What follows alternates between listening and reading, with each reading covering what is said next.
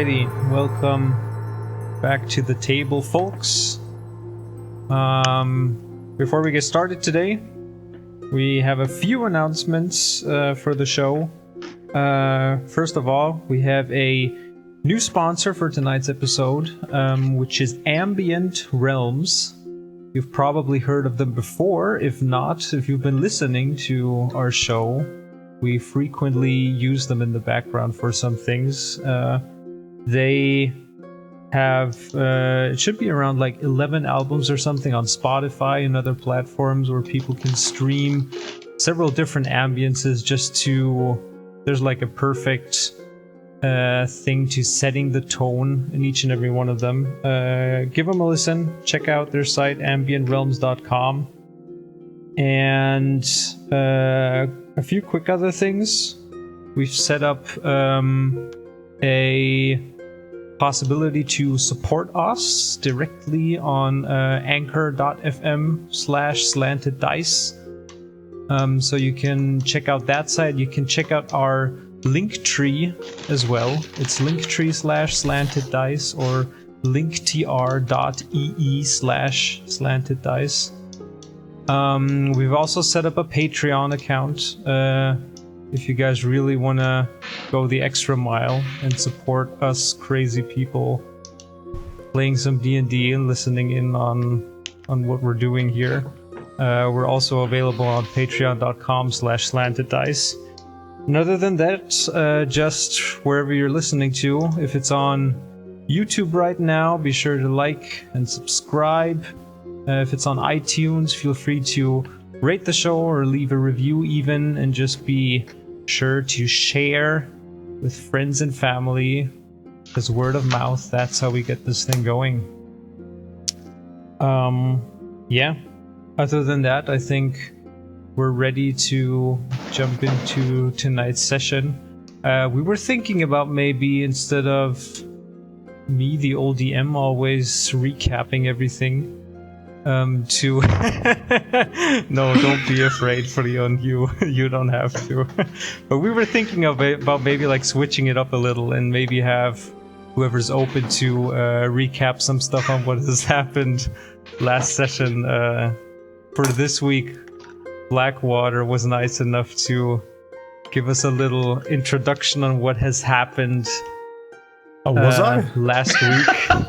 I was? You were supposed to prepare something, no? I'm sorry, what? Alright. Good man.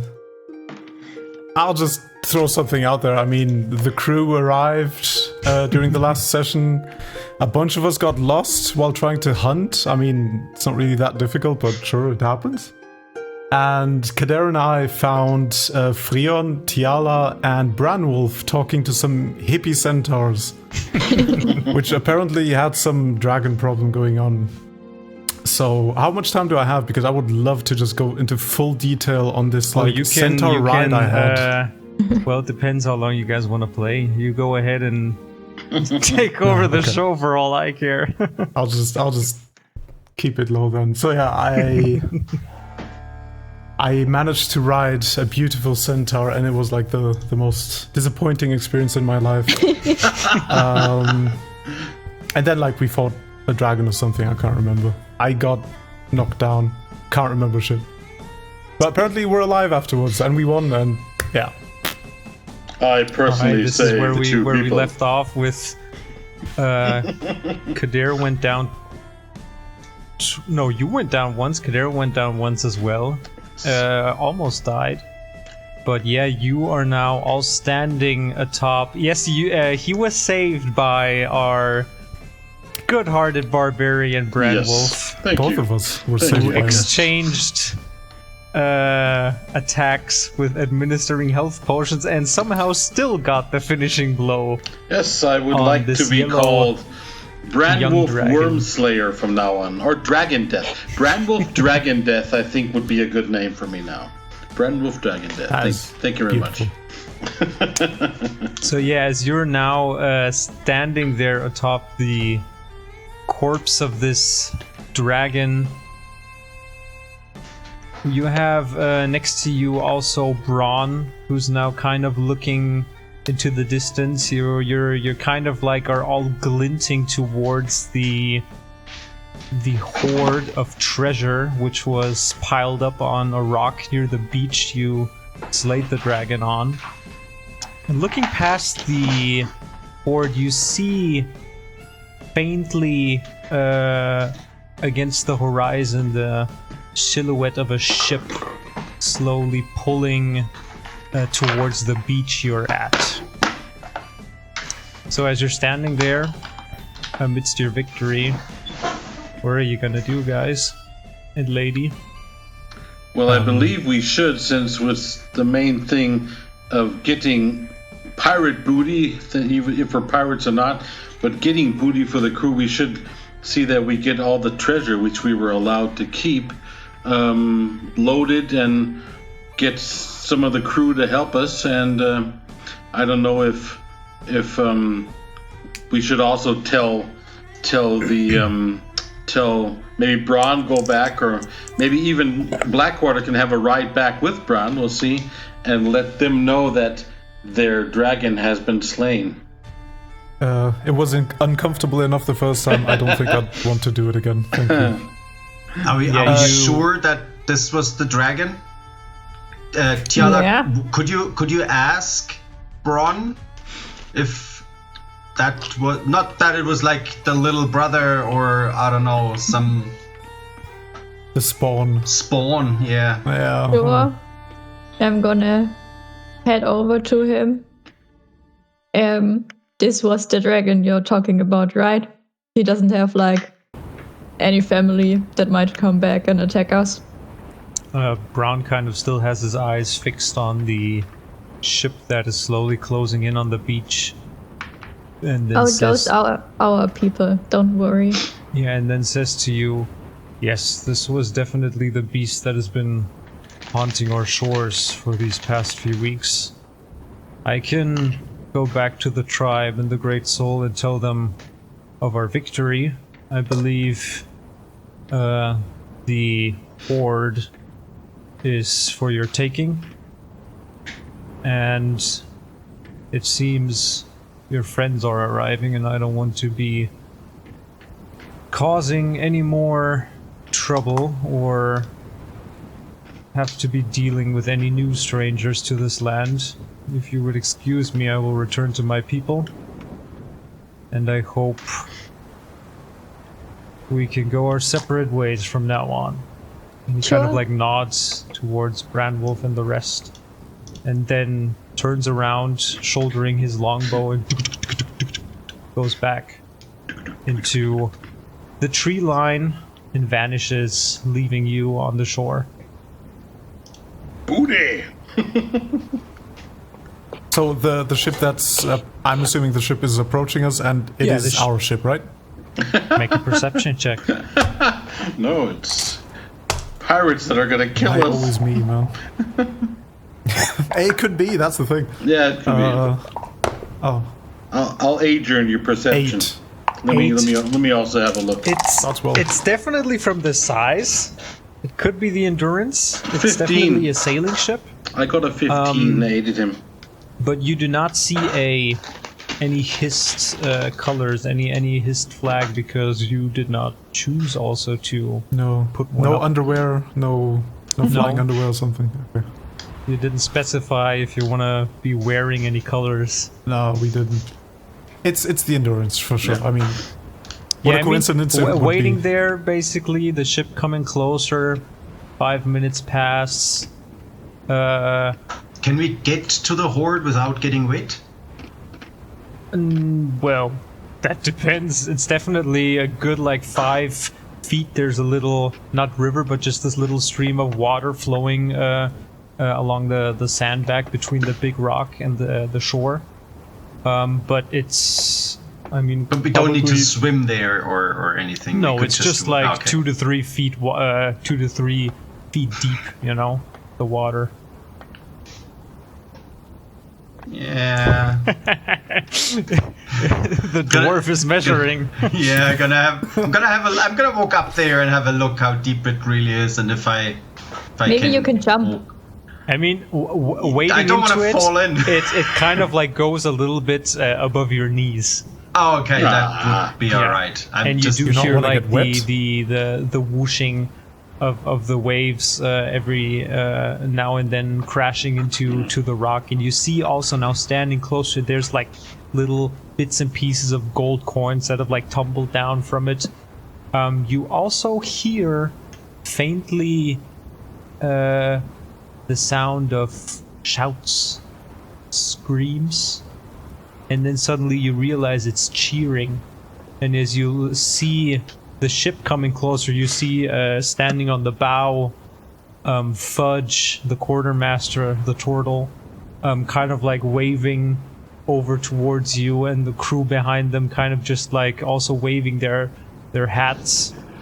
And you see them rummaging around on the ship. You hear the for you, Blackwater, the traditional like lowering of the anchor, the going down, and you see a few of them starting to jump into the water, making their way towards you. They're probably still like another 2 minutes or so away. Bring the rescue boats, Jesus Christ.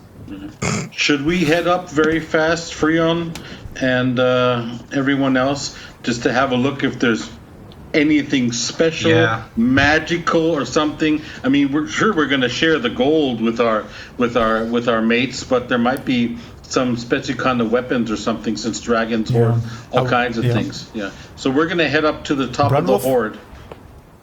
Yeah. Alrighty. Then whoever's helping, two of you give me investigation checks. Okay. Whoever wants to search through the hoard. I would love to join. And if possible, I would like so to... Freon and Blackwater. Yeah, I would like to unsheath my magical dagger that identifies magic items and just like pass it around everywhere. Sure thing. Let him pick one of those metal detectors. Yeah, exactly. What was it? Investigation? 22. 22. Beautiful.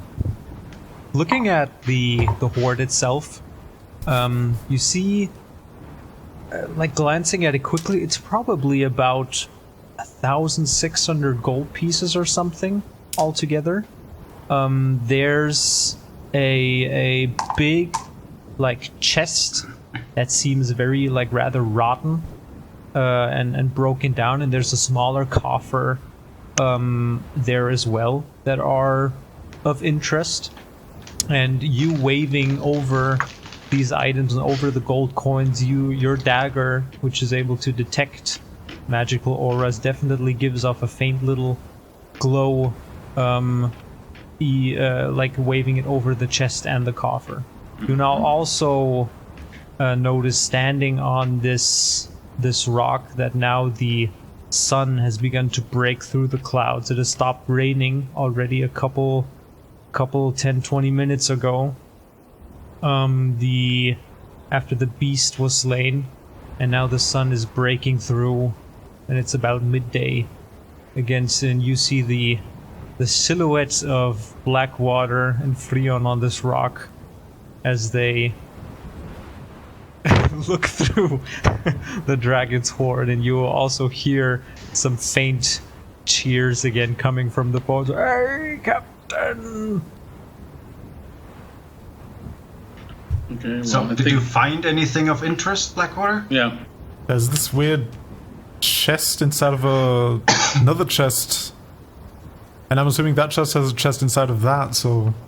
I don't know, it seems to be magical or something, I mean... It's like one big wooden chest, which looks pretty rotten, and a smaller coffer that is standing somewhere next to it. Okay, well... That. So, let's open it now? Yes, I think so. Actually, no, I'm not even gonna touch it because I've got bad experiences with coffers and smaller chests on ships. The meat shield will go in front and open it up.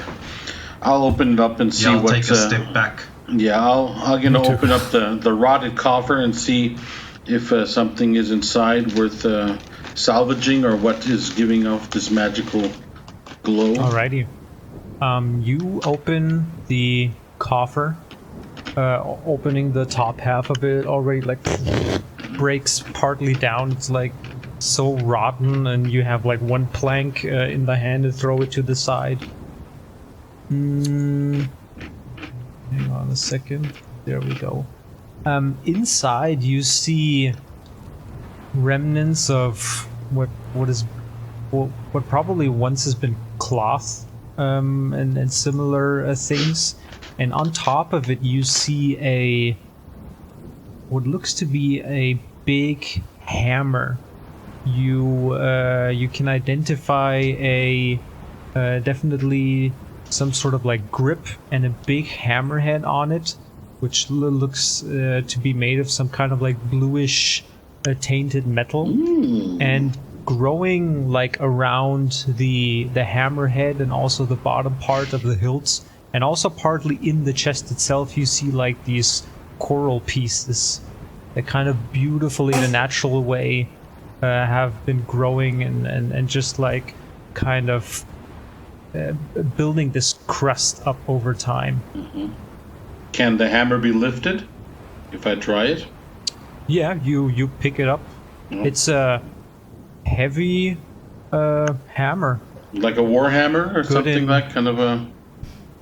Two-handed. Kind of like a war hammer or something. I mean, a hammer as in a tool, which you would say would be you, or a hammer as in a hammer of the gods. No. It's a. Let me just quickly get it right. Yolnir. 1 second, because I believe the warhammer itself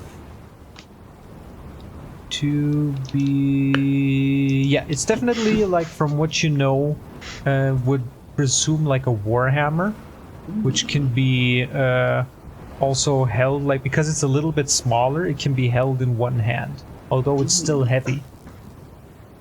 Damn. Huh. Is that your kind of thing? It's smaller than like the usual like big two-handed warhammers you would. I like, but I mean, I will also share if anybody else needs a warhammer to fight with. But I mean, that's I think that thing's about as tall as I am. So no thank you. Kind of sounds nice. Warhammer. Someone's excited. Yes. And look at the group. I found a warhammer. But yeah, going over that with the dagger, you definitely get the glow from it. Okay. So it definitely has some sort of magical properties. Okay. Around it. Well, if it's okay with you for now, we can still share and see who can use it to fight with. But I will definitely pocket that before we start, giving all the gold and everything away. I think we just captain, of course, has the last word, but I think we deserve to have the first choice. I do have a question to the DM. Does my dagger also identify curses? Are curses considered like magical on an item? Yes. I mean, usually, if let's say, like, if you have a stone, for example, and it's cursed, if you just have like a cursed stone with no other magical properties, I would also say it would identify as magical, since the curse itself has a magical arcane essence to it. Perfect. All right, so it's a gamble. Whenever I identify something, it could either be just magical or cursed. Yeah, but as you know, there are several experts out there and also spells that can help you identify certain items, such as this hammer. Okay.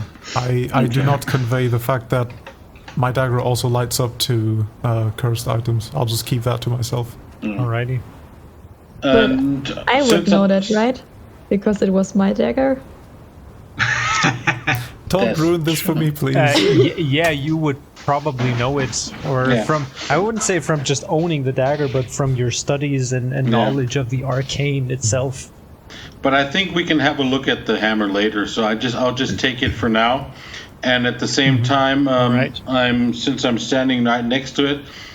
So you can Brown Wolf, you can write down one coral hammer. Yes. For now. One coral hammer.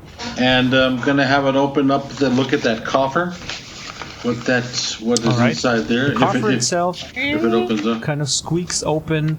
Inside, you also see this rotten satin-like material that is like nestled on the bottom of it, and on it, like lying there, you see a chalice, a bronze chalice with a make an Arcana check for me, Brandwolf. Ooh. Can I give it to Freon and say, hey, have a look at this? Because I suck at Arcana. I'll gladly, since a chalice. I mean, I'm the war guy. I'm the barbarian. But my friend Freon knows more about it. I pick it up and show it to Freon and said, you want to make an Arcana check with this? Because it's supposed to be magic, but I have no idea what it is. Chalice. I can have a look at it. Tiala, you wanna join in? Maybe you've seen something like that. I think I would just say, because of Leon's background, just roll an Arcana check with advantage for me.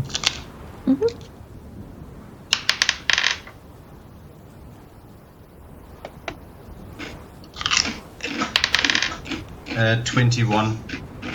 21. The chalice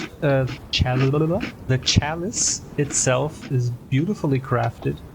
On the front, you see what looks to be a sort of like a face in the form of a skull, and branching from it there are these beautifully adorning tentacles that swarm around the chalice from front to back. The skull and face itself, they both have little, almost crimson-looking, like stone inlets. And what you do recognize is that this kind of design is usually very, very familiar to the decor and design of the Deep Ones. And the Deep Ones themselves, it's long lost to history and predates all the way back to somewhere millennia ago in the Primal Age. There's not many written tomes about them in this current Third Age of which you live in. But the Deep Ones came from a realm called the Far Realm. And it is unknown to this day if they were gods or something else. But this chalice definitely reminds you of the designs you've seen in old, partly probably forbidden tomes, which Freon has read. So would I associate that more with something dangerous? Definitely, I would say so, yeah. You know that the problem is that knowledge in regards to the Deep Ones, and especially the Farm Realm, is something that hasn't been really tangible even for like the greatest scholars. Trying to like write stuff down, gather information on it, it's all very fragmented, but what they all agree on is that this knowledge is very dangerous. I show it to Tiala again and ask her, have you seen anything like that? You're knowledgeable in arcane history as well, aren't you? And elves are supposed to be quite old. Have you heard anything of those Deep Ones? Do I look old? No, of course not, but then... Yes, have I heard anything of the Deep Ones? Give me an Arcana check with disadvantage in this case. But I'm old. Since you probably haven't.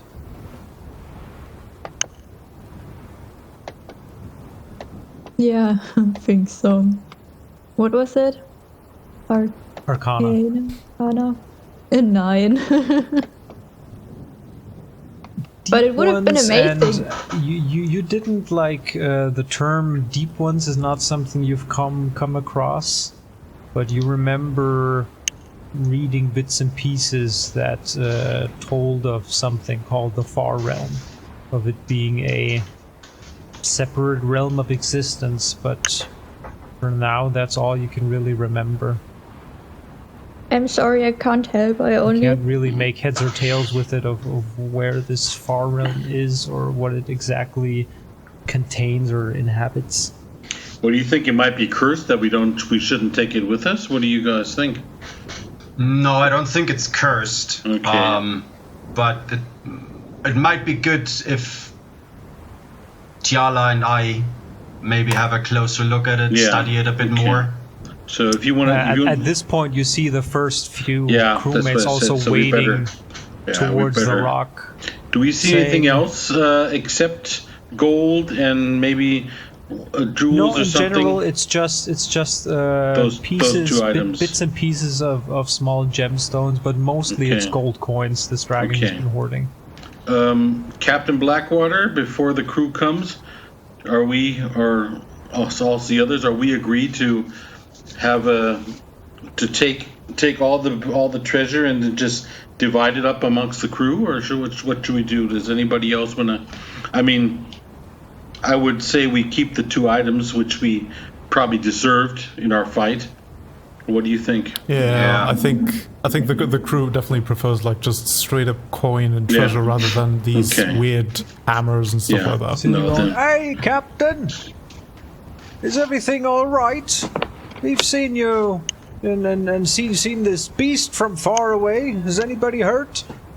They kind of like look at Kader, who's barely holding on. I hold up the beast. Fine. The beast said, "No, I can't." You said it was too big. It was too big to take with me. You said like a larger than a horse's head. It was like about 2 to 3 feet in like its size. It's not like too big. It's just a big head. You're definitely able to like hold it up. Yeah, I will hold it up, and I was wondering we should nail it to the front of the ship. You know, like hey, you know that's right. Hell yeah. Like, hey, cheers. Can we skin it? Is anyone knowledgeable in stuff like that?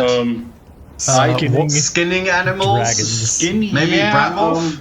Is that nature? I do. I think I have nature. I would say nature, and since I can hunt and skin to make food, I could probably skin it off. Yeah, so if you want to just keep the skull and put it in front of the ship, or save the skull, or do you want to have the skin? What did you trying to? No, the skull is enough. I think we can use the scales for something. Not sure what yet, but so they could be useful. So I would like to pocket a few scales and teeth or whatever, or even though I'm not going to worry about that. We'll just save the skull. We'll just save the skull itself. Is there any potions or poisons you can make out of any parts of the dragon, Blackwater? Is there, DM? I'm trying to think. Certainly is if you have as long as you have the recipe and know the tools around it. What should we say? You've heard of the weirdest crap being used in like poisons, potions, remedies, small scale remedies, or powerful stuff, both. As long as somebody has the recipe for it. I very confidently turn towards Freon and say, yeah, absolutely, of course. I mean, from your standpoint right now, it might definitely become of use maybe in the future if you have find any kind of recipes or something you could use it for. Well, if you want to, I'll skin the while the rest of the crew takes crates and whatever they have to have them take all the treasure that they can carry and take it back to the ship. You see the crews like starting to gather around, and they all kind of like look towards Blackwater and say, well, we can like just put all of it to the ship and then maybe distribute it however you see fit, Captain. What are you waiting for? Just start with it. All right, you heard the man. Come on, guys, everybody, get up here. And they all eagerly like climb up, and you see them just carrying as much as they can. You see one or two of them brought like little coffers from the ship already, and they get that stuff and start like wading back. Partly, you see, bring the rowboat around. Shouts going back and forth to the ship. And I would say like in the next half hour or so, with people going back and forth from the rowboat to the Endurance, between the Rock and the Endurance, they are able to bring everything along with you if you choose to do so back to the Endurance. In the meantime, I'm going to skin to the best of my knowledge, skin everything off of the skull and just kind of wash it and scrub it in the salt water as good as I can, so that I'll just kind of tack that on my shoulder then and take that back to the ship. In the meantime, you want to like take the head, or do you want to take the skull only? I was going to take the skull. I'm at the same time while because I'm doing like the this process for doing the whole taxidermy behind getting the skull cleaned up, that would take like a couple of hours. I mean, we could take everything but you could to take the ship the head first. with you, no problem. I'll just take I'll take the head, and while we're sailing, I can do that and throw the rest, whatever we don't need, overboard. But what I would like to do, so that Freon and Blackwater and whoever can use it, while I'm here whittling away with my knife, cut off enough of the skin, like roll it up together and give it to them, so that they have dragon skin, dragon scales, and I'd even, since I'm there, break off dragon a few bones. Yeah, I'd break off a few of the broken bones and whatever, and why don't we just take the whole carcass with us on board? Yeah, exactly. Well, it's probably too big. Ideally. Twice as big as the rowboat. Yeah, so Flesky can probably cook something out of it, so I mean, dragon stew sounds awesome. Dragon stew, I don't know, maybe we'll all get all right, so whoever's going to start carving up stuff, give me a medicine check. Oh, medicine check. Okay. Oh, nice. I've got a 19 with medicine. Oh, why do I get such a bad roll on And medicine? I'm trying to see if I 5. Get anything extra on medicine. Medicine. I have a 19, all right. No, it's 0. I have 19. You managed to get a total of 6 dragon claws. Okay. 2 dragon horns. Okay. And about like a couple pieces of skin that contain a total of 100 yellow dragon scales. Okay. 2 dragon horns out of how many? Well, horns, he has like a few also going back on like the backside of its long, elongated neck. And from the claws, like some are already broken, but like the prettiest ones, you find a total of 6. Okay.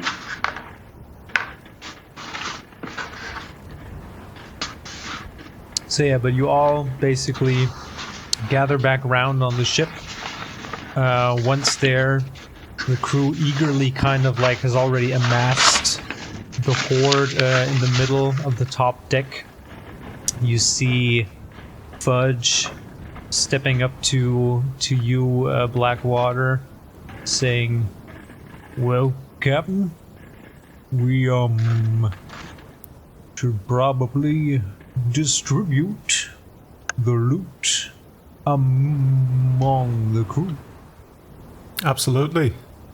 I would say if no one's opposed to it, I would say we just go for the standard ratio of captain gets 1.5, first mate and quartermaster gets 1.25 each, and the rest of the crew gets like 1 each, like ratio wise.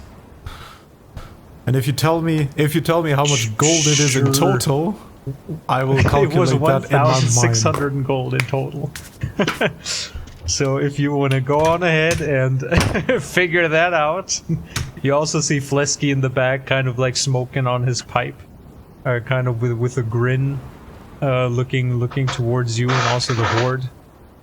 So, the cook and the crew get 100 each. Quartermaster and first mate get 125 each, and the captain gets 150. Does that sound agreeable to everyone? You hear like a unified "aye" coming from everywhere on the ship. And then like 3 seconds later, there's this little "aye" from somewhere in the back. I would like to donate 5 gold of my booty to Fritz. Just for his pure motivation. He says, and gladly pockets it. So how much did we get? 100. We are, I think... 100? Do we count as crew as well or not? Yeah. I think so, yeah. Did Blackwater screw you over? Yeah, totally. we got the same as the cook. So Flesky got 100. Yeah, I mean, Frion and Tiala technically, I mean, they were part of the job, but there are no commanding officers on the ship. And what am I? I'm the boostman. I don't need no gold. That's fine. Yeah. I apologize, Branwolf. What were you again? What was it? I can't. Boatsman or boostman? What am I? I have no idea. The bosun. Yeah, bosun is short for like the boat swing. The boatsman. I think. The boat swing. Yeah, the bosun. Officially. Yeah. Right. I'll share my part, so he gets 125 as well. No. I'm with Freon. I'm happy to have earned my name of Brandwolf Dragon Death. I like that, and I've got the skull which I'm going to work with, and I don't need the money either. I'd like to give mine. I like the more or less what I would really like to do to keep him happy. I'd like to give mine to Klesky, because he brought us on board. He was always there. He was the captain and went back as captain. So Klesky, you can have mine because I know that. You know, I kind of like gladly takes the little sack and looks from the sack up to Brandwolf and says, "Oh, you had it in you, Brandwolf. I know it from the first day I saw you." Yeah. Thank you, good sir. Yeah. And he pockets the bag of gold. If you want to, Flesky, since we're on the topic, if you still have that earring, maybe it's a good way to keep in contact again. If you want to give that back to me, because that way, you know, we can, if we have something like this again, you can give me, we can call each other or something. Oh, well, no, I don't have the earrings anymore. I had to give them off to get the information on this here ship. No but problem. I think that was a good trade, no earrings for a sailing ship. Perfect. Okay. At least it seemed so at the time, and now he looks at the back of gold again, and it still seems so right now. Good man. Okay, well then I'm gonna plop down somewhere. Fudge and nudging over to Blackwater. Well, Captain, where to next? Well, are we gonna head out soon while we still have some daylight? What time is it right now? Right now it's about like 1 in the afternoon. Yeah. Okay, and the crew seems motivated, rested after that feast, hopefully. Yeah. So I guess some still have like their usual hungover hungover face on them, but I guess everybody seems able-bodied and ready to work. I guess we got water and everything back in the kegs and whatever, or whatever we needed from. I think Tiala can conjure water, right? Yeah. Didn't we have enough, anyways, for the journey? Not right now, but yeah. Okay. I would say, let's head off to Kirin Reef. Proceed our adventure. Yeah. Aye. So, as you set sail, the kind of like, hang on, we need to change our music a little bit here. Oh, I'd like to do something while they're sharing out the gold. Yeah, is there anything just in particular these next couple days of sailing you would prefer to do or to look into, you know?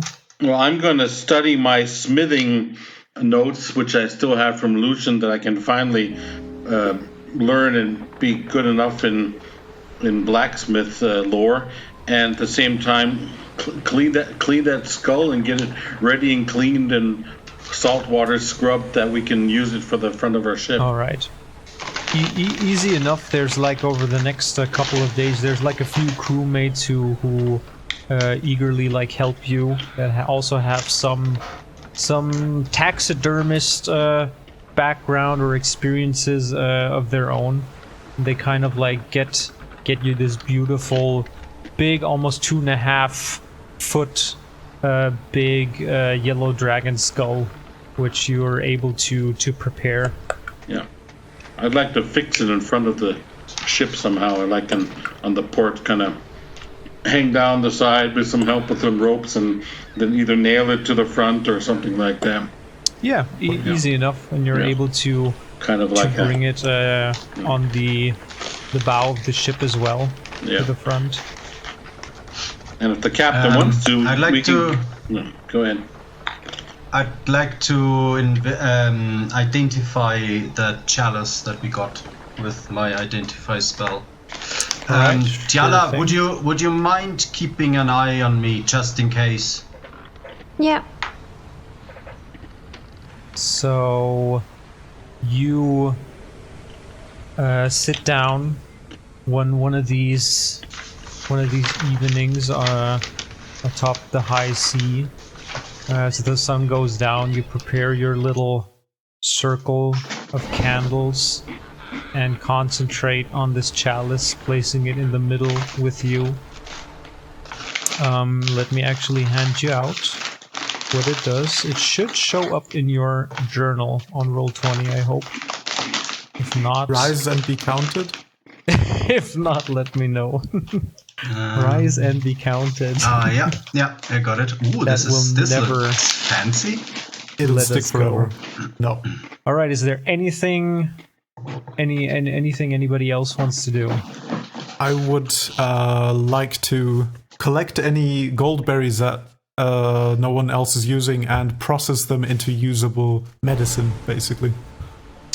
The gold berries themselves, you can gather them. Yep. And you can bring them in a... I mean, what you've gathered so far is that the gold berries themselves are a very good form of, like, nurturement, usually in their raw form. They can be eaten like berries. They look like these little, like, golden raspberries. Mm-hmm. And if you can, like, mush them up. And what you know is that what your parents basically did and discovered with these berries is that they would use these berries to kind of like extract some sort of nectar from it.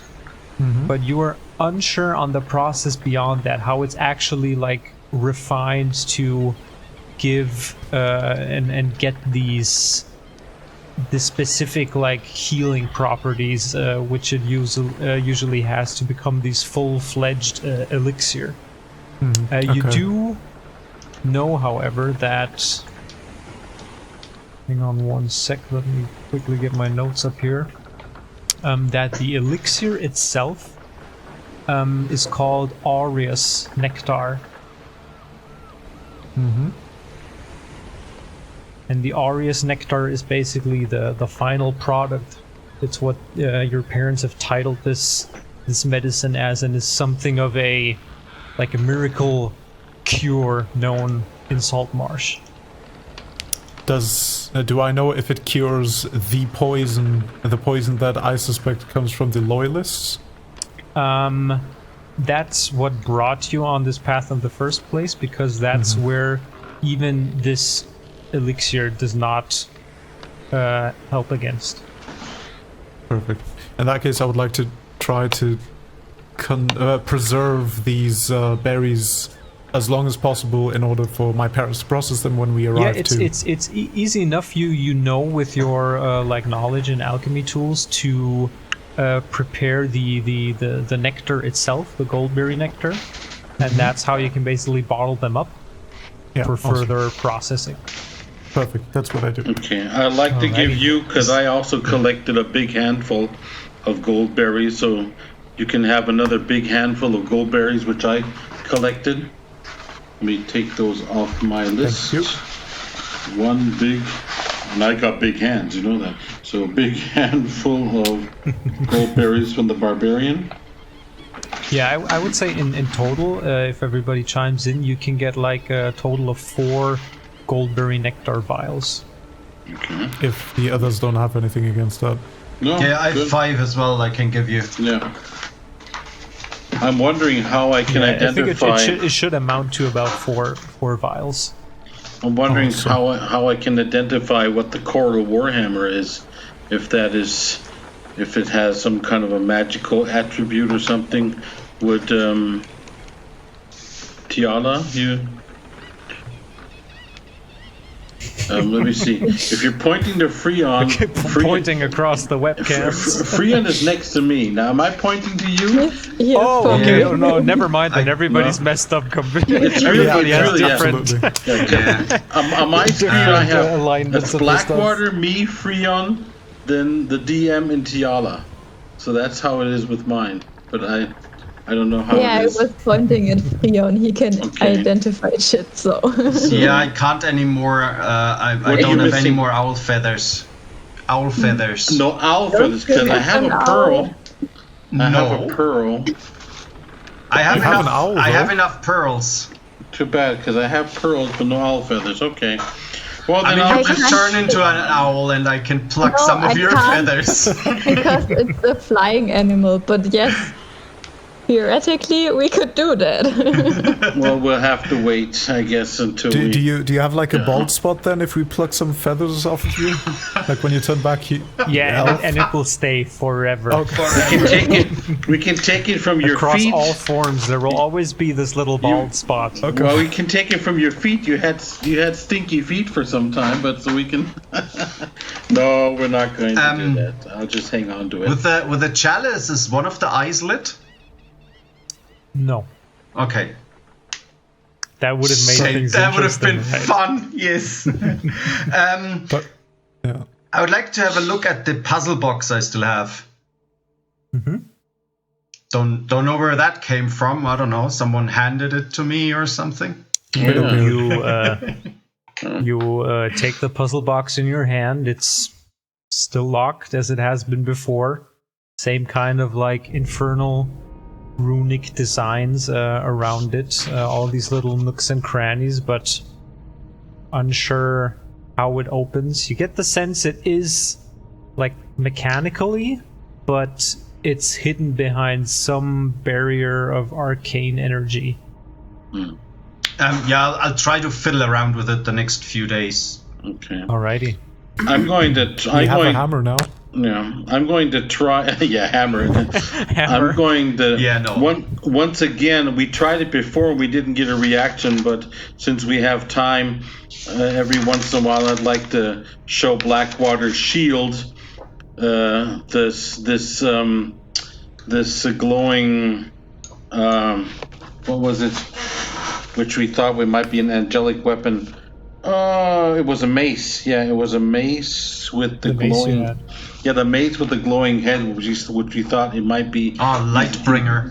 Yeah, Lightbringer. Either angelic...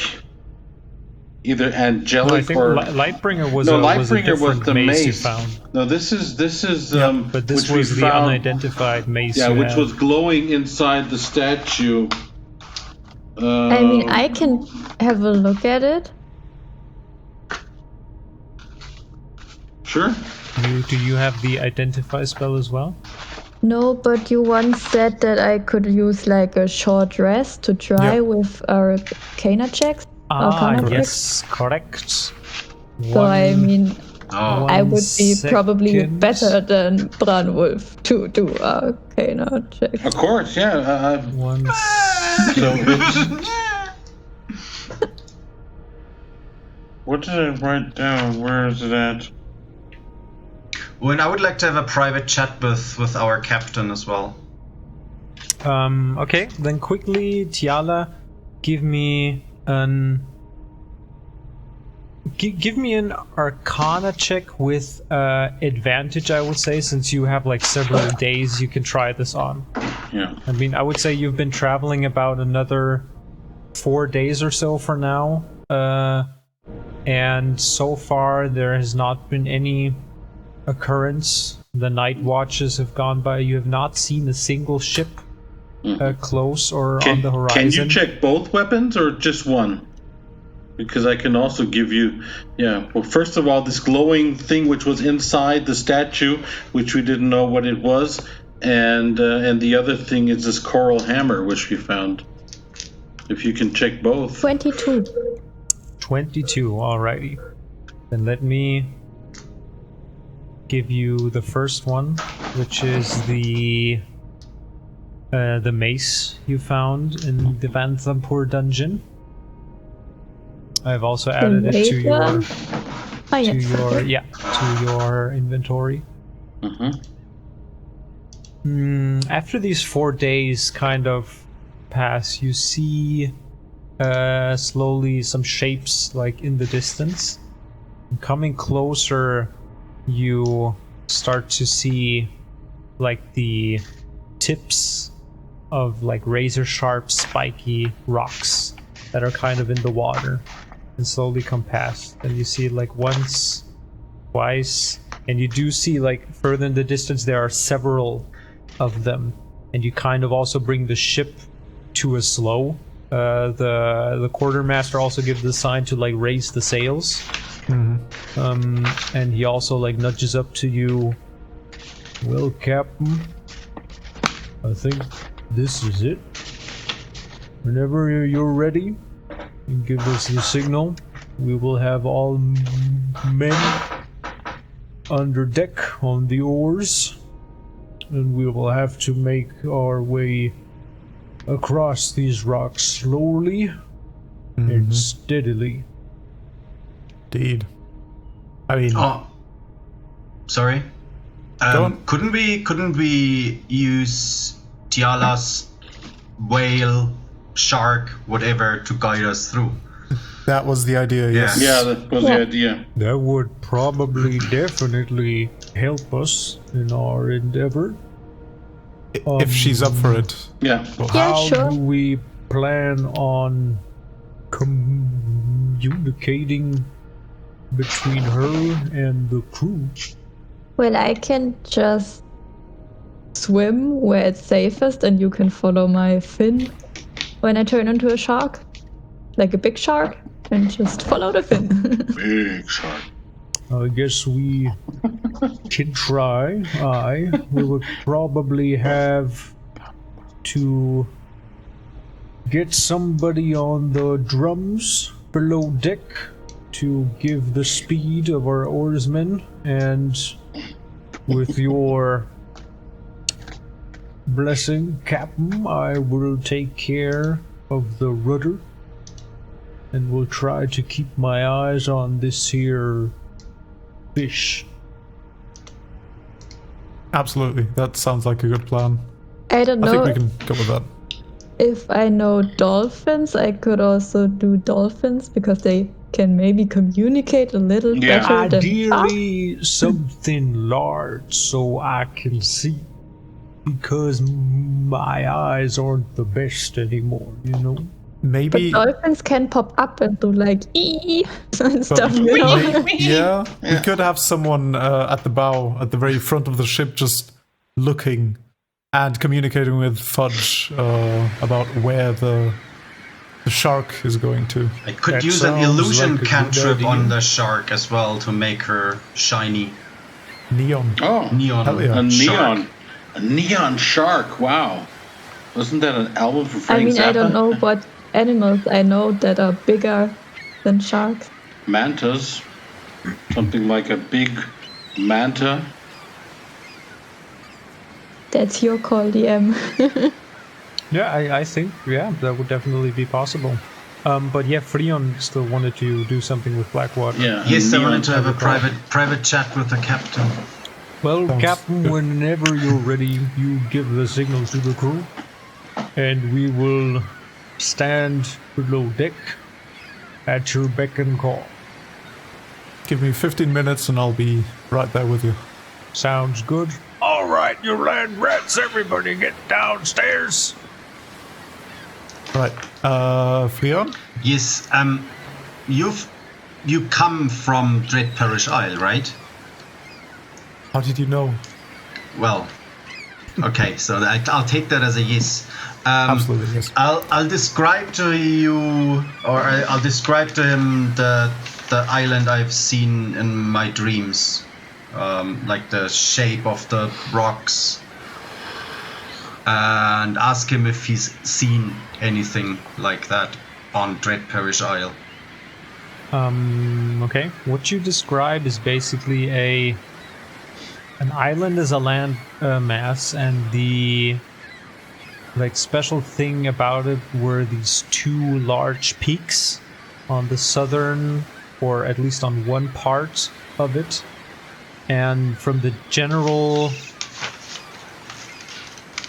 geography of it, I would say Blackwater, you would recognize these, the island shape itself, yes, but the peaks themselves as being very reminiscent of something called the Herald Peaks.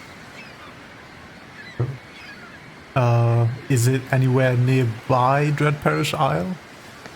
It's on Dread Parish Isle. Oh, it is. The island itself is basically called Dread Parish Isle, and the landmass which Freon described to you would definitely sound like that island, especially because he gives notice about these two peaks left and right of the island that were sort of very vividly recalled. Yeah. And you know that there are these two mountain ranges that kind of climax in peaks on the southern half of the island. And those are called the Herald Peaks, and they encircle a very dark place called the Dreadwood, full of But the peaks- rumors and stories of the locals. Okay. But you said that I do not recognize the peaks, or I do. No, you do recognize it from the way okay. Freon says it, so you definitely get the sense that either he has seen Dread Parish Isle before somewhere, or I don't know, do you tell him it's a dream, Freon, that it was something you saw? No, I just described to him if those peaks and tell him, Okay. or ask him if he has seen those, or if he knows of those on Dread Parish Isle.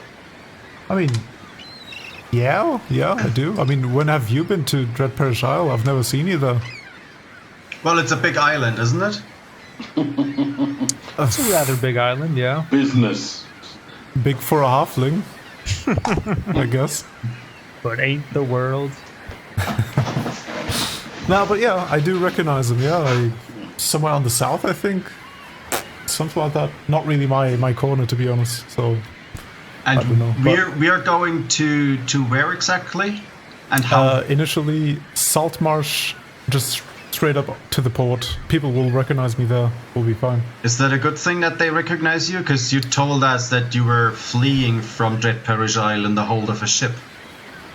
Not fleeing. I was moving to Hogrim's Gate in the most secretive way possible.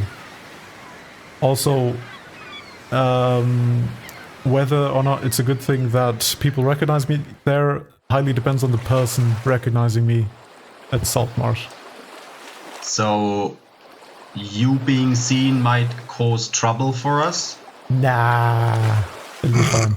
It'll be fine. So what, you want to visit these fancy peaks of yours? Yeah, I would like to go there, I think. How far away is it from Saltmarsh? It's about... How far is it? PM? About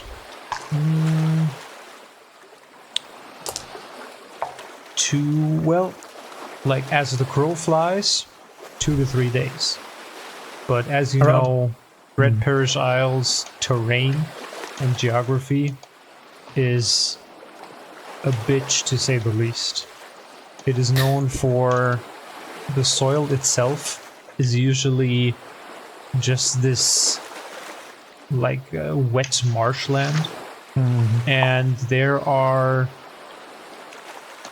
locations here and there that would have to be crossed probably first in order to get there, which usually is like not a comfortable journey.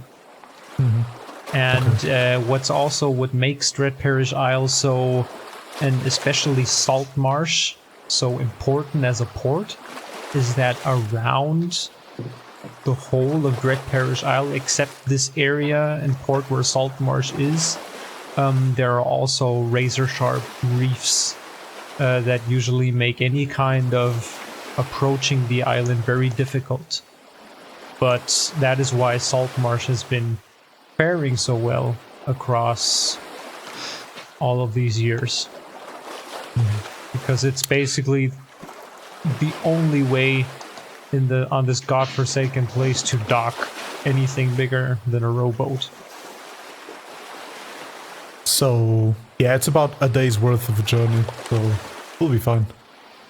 Okay. And have you heard any stories about those Harrowed Peaks? No, really. I don't think those areas are really visited too much because they're basically like just the backwater of the island. It's not really... Yeah, it's not a very touristic place, to be honest. Not much talked about. The whole island is not a very touristic place. Shut up, it's not. It's a great island. Fuck you. Best resort in town, Salt Marsh. Ever. Everybody get in here. Well, any stories about some city under ice floating around on Salt Marsh, in Salt Marsh or on Dread Parish Isle you've heard of? I think so. Do I DM? No. Nothing of that rings a bell. No, it's a pretty warm place. Like winters, I mean, worst case scenario, you really just need a jacket and that's it. So it's a very humid and wet place. That's good. Rare to see ice. I'd rather have that than the ice we encountered. That's why it's such a great place, man. Like just summer, 40 degrees the entire summer. It's so good. So why did you leave? To be honest, I've been looking for a cure for what I call the Loyalists' poison. I don't know if you've encountered it in your journey. It's this bizarre poison that doesn't seem to be healable. And one of my siblings, my sister, unfortunately passed away due to that, and I've been just trying to figure out how to heal it because my parents can't seem to, and they're like master healers. If they can't, I mean, who can, you know? But have you found a cure? No. But you're still returning to the island without the cure? Do you think there's a cure on the island? Maybe, but hey, I'm not giving up yet. Just because I'm returning doesn't mean I'm done with it. Oh yeah. No, I didn't mean that. It was just interesting that you're returning to where you came from, or ran from. I've got a bunch of gold berries. I think that's already good enough reason to return to them. I think it's going to be a good surprise. Maybe you could ask Tiala if she knows any spells that could help with that. Could try. I mean, I'm not good with magic myself, so maybe. Yeah, haven't considered that. It's not my expertise, but she might know something. I'll ask her. Yeah, I'll ask her. Of course, I'm not hearing any of this, but I've I found 2 antitoxins in some dungeon. I still have in my backpack. I don't know. I've never used them. I never was able to use them. Maybe it's a magical antitoxin. I don't know if the DM remembers where we picked those up, but I still have those with me. While they're having this talk, and before Tiala turns into a shark, did she identify these the glowing mace and the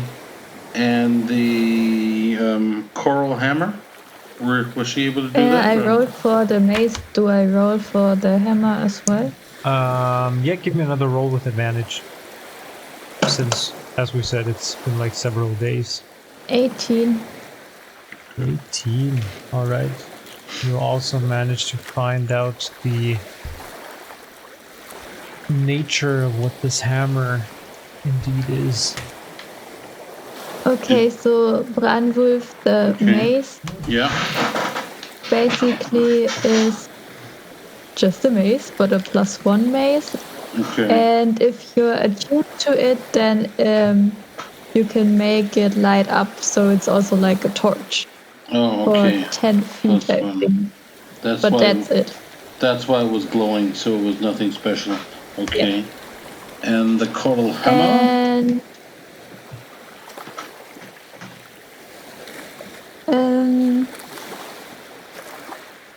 It's a hammer. 1d6 plus strength. Damage.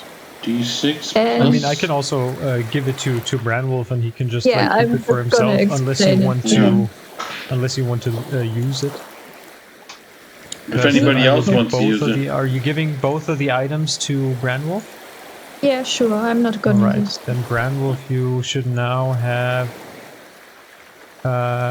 both of them in your inventory. Roll 20 is that? Or in roll 20, in roll 20, if you click on the little thing that looks like a newspaper, that's your journal, and there you should see items. I'm not exactly sure how it looks from the player's side. Coral Raybird. So you can read through that. Okay. While the others now decide on how you want to set up your chain of command navigating through the reef. What I wanted to ask is, while I've been swimming around in the waters the first few weeks, did I encounter a killer whale? Because then I could just turn into a killer whale, which is quite big. And that would be the easiest thing. I mean, it would be better than shark and dolphin. But it depends if I encountered one or not. It could be a neon pink shark, though. That's the one. You've encountered several fish like dolphins, other like sharks, more of like the great white sort, smaller ones. Here's a hunter shark. But no killer whale so far. Okay, damn it. I guess then I'm gonna go with the shark, because a shark is bigger than a dolphin, I think. Let me double check. Yeah, it's like a medium, and a hunter shark. The shark would be large. So I would go with the hunter shark, who also has blind sight for 30 feet, which might help in this case, I guess. Mm-hmm. So you turn into your shark form. Yeah. All right, and you swim on ahead. You see Budge getting ready on the rudder, and I'm also looking for killer whales. Don't get distracted, please.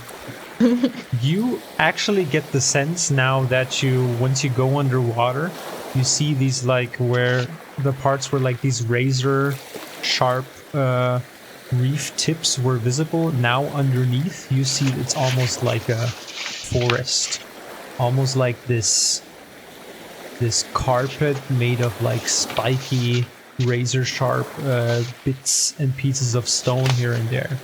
And with like every now and then this large protruding form that makes its way up to the top, and you don't really think that a killer shark would actually have like the space to navigate this properly, which is probably why these fish have like stayed clear of the area as well. You do see here and there that there are like holes in the carpet that go down far below into darkness. But yeah. Before I jump in, I'm gonna say we've got 6 hours, then I need a short rest. And then I'm gonna jump in just to inform them. I'll forward that information to Fudge because that seems very critical information. Yeah. Fudge says, well, we're definitely gonna be going on through here for 2 to 3 days. Well, I can keep doing it and doing it. I just need a short rest in between and maybe like 4 hours sleep a day or something. Good, as long as we can keep the crew fed and happy, because they will give it their all on the oars these next couple of days. I guess maybe we can do the rests when I think it's safer and there are not that many spiky things. Sounds good. Sounds good. Who out of our team, who's the most perceptive? Because the one underwater. Yeah, probably. Yeah. Okay. I'm not too bad. Okay, how's Kader? I'm guessing he's still passed out. Yeah, Kader's been taking these last couple days to like heal from the wounds, and he is usually below deck, resting on the hits he's taken. And because he's been having problems. One of the wounds has been getting infected, but with Tiala's help, they've been able to like fight the infection, and it's been going well so far. But he is more or less on bed rest. We totally forgot to say that. By the way, Kader is not joining us today for this session. No, he has been way late. He's just not active. That's all. Yeah. He will be with us next week again. But yeah. So, Frion, would you mind just like standing at the bow of the ship and just like peering out to Tiala and communicating with us? I can use Tara as well as a backup because she has some heightened senses concerning sight. That would be amazingly good. Alrighty. Do we need? That's it. Yeah. Do we need a captain? Do we need any extra strength underneath? Since I'm just kind of sitting around, do they need any extra oarmans down there, or did they say they needed somebody to drum the beat or something? I just want to do something to help. Fudge said something about somebody giving them basically the speed, and also to make sure you're not going too fast, too slow. I can do that. You would need somebody to good exercise below deck. Exercise for the guns. Okay. I'll stand with Fudge just next to him, aiding with the communication. Yeah, exactly. Alrighty, screaming commands up and down. And I'll be listening for the commands for slower or faster or halt or whatever. Okay. Every time where I think there's a really critical place, like it's only, I don't know, many spikes or only really few space, then I'm gonna jump out of the water. And I don't know, and we flip or something. We stop immediately as soon as we see you jump hit or the something. brakes. Yeah, exactly. Anchor goes down. So I can show them anchor goes. Worst careful. case, anchor goes down. Put it in reverse. Screw it.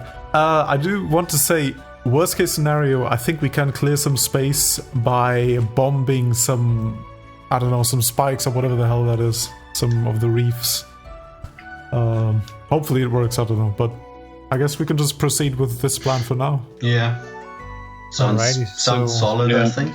Yeah. As you all take on your positions, going into the area of this Kirin Reef, we're going to take a little break. We'll take a little pee break, and we will, or smoke break for some of us, and we will be right back and continue on.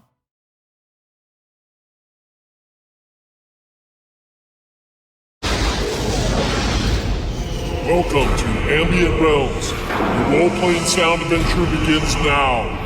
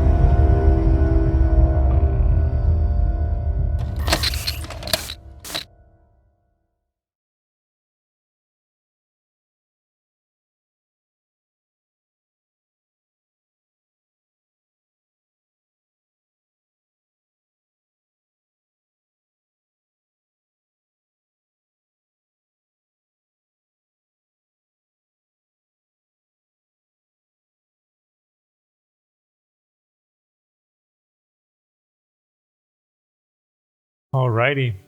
So now that everybody's back, you guys have taken on organizational question for the DM. Since we've spent days on the sea and that we slept probably at nights, whatever, we probably should all be back as soon as we hit Dread Parish Isle before we get action back to our old hit points and everything, right? Oh, you can put it up already. You've had several long rests. Okay, since good. Then. That's what I wanted to know. So you can regain all of your stuff. Yes. Okay. Very good. Very good. I didn't manage to do anything with that puzzle box, right? You tried around and no, you had no luck.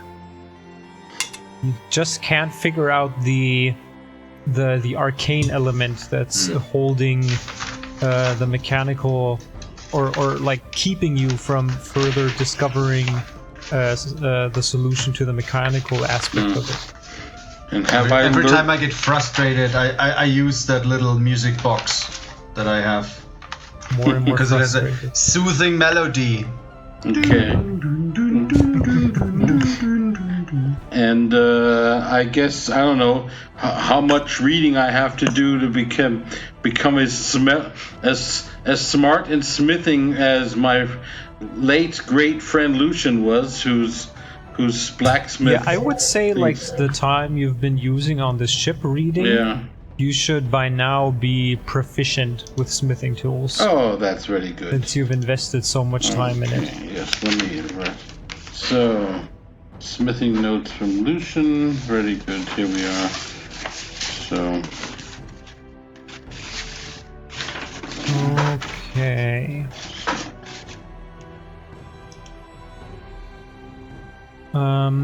Alrighty, so as you all take on your positions of where you currently are standing right now, the first up in the front we have Freon.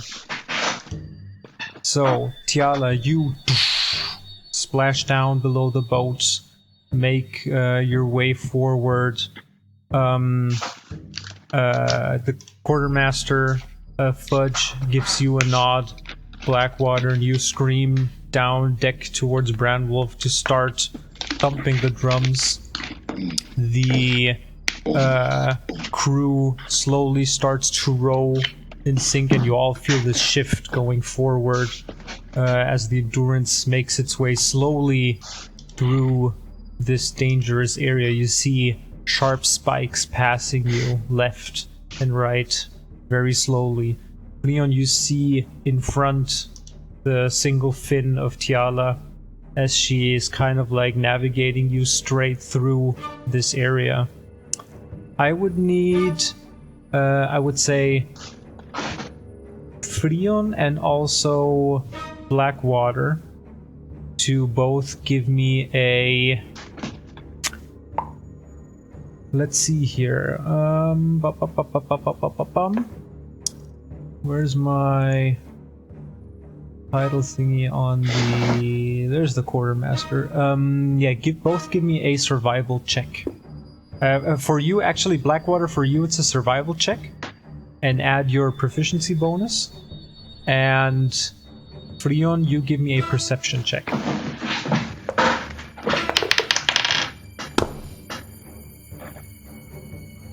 $23. Sorry. What was it, 13 and 23? Yes. Yep. Alrighty. The first day passes by, late into the evening hours. You make your way forward without too much issue. Oh, I need to get my other cursor. There we go. Freon, you do keep a pretty good eye on Tiala. Blackwater, you and Fudge, and also Brandwolf, you kind of like still need to get the gist of perfectly like figuring out the chain of command and what words to use and stuff. But the crew has gotten used to Brandwolf hammering the drums as well. You take your first rest this night. Is there any kind of watch or something you guys want to set up, or do you just want to rest the ship in the reef? Probably can doesn't we anchor here? Yeah. Yeah. Yeah. And I would set up first watch, I would say. Just in case. Alright. I mean, I only need 4 hours, but I guess the men need some sleep when they are rowing the whole day. Yeah. Beating those drums feel like Dave Grohl. Alright, so we have first watch. I would say like 2 watches. So first watch is going to be the captain, who's going to take second watch. I can take it because I'm awake since you're anyway. back on the boat and you have your meditative state where you need less hours to rest as a wood elf. Blackwater, the first half of the night, the first couple of hours go by. You don't notice anything out of the ordinary. Kind of creepy because it sounds a little different where you are currently because of the waves actually crashing into so much rock atop the water surface. It just has a different atmosphere and feel to it since the last couple of days and nights you've had on the ship on open water. The second watch comes. Tiala, also nothing out of the ordinary. Morning comes, you all arise. You see Fudge kind of walking along the ship, traipsing back and forth, looking below the ship's edge. And he then comes to you after a good 5 or 10 minutes inspecting everything, saying to you, Blackwater, I don't really like this, Captain. We have drifted a little too far south, even though we have our anchor in. I think we are pretty close to Lagertha's descent, and we should keep an eye out going forward. And maybe the crew might have to redistribute their strength a little bit towards the right-hand side so we can keep away from that dreaded whirlpool. You have to understand that the natural occurrence itself is so large, it usually slowly pulls in sailing vessels until it's already too late. And we want to avoid that. But given our current position, we cannot afford to make any hasty actions or movements, considering that we're in the middle of the reef. We could damage the ship. That is fine. I mean, we do have our bosun here, in case something gets cut up. I hope he knows his way around tools. Yep. But yes, I would say let's continue. I would like to forward that information to Tiala, trying to maybe aim towards more northwest rather than just west, if possible. Yeah. Yeah, Tiala, you going forward also notice it's really, if you wouldn't know it, you would probably don't feel it, but you do feel just standing there, not moving, that you're ever so slightly drifting southward.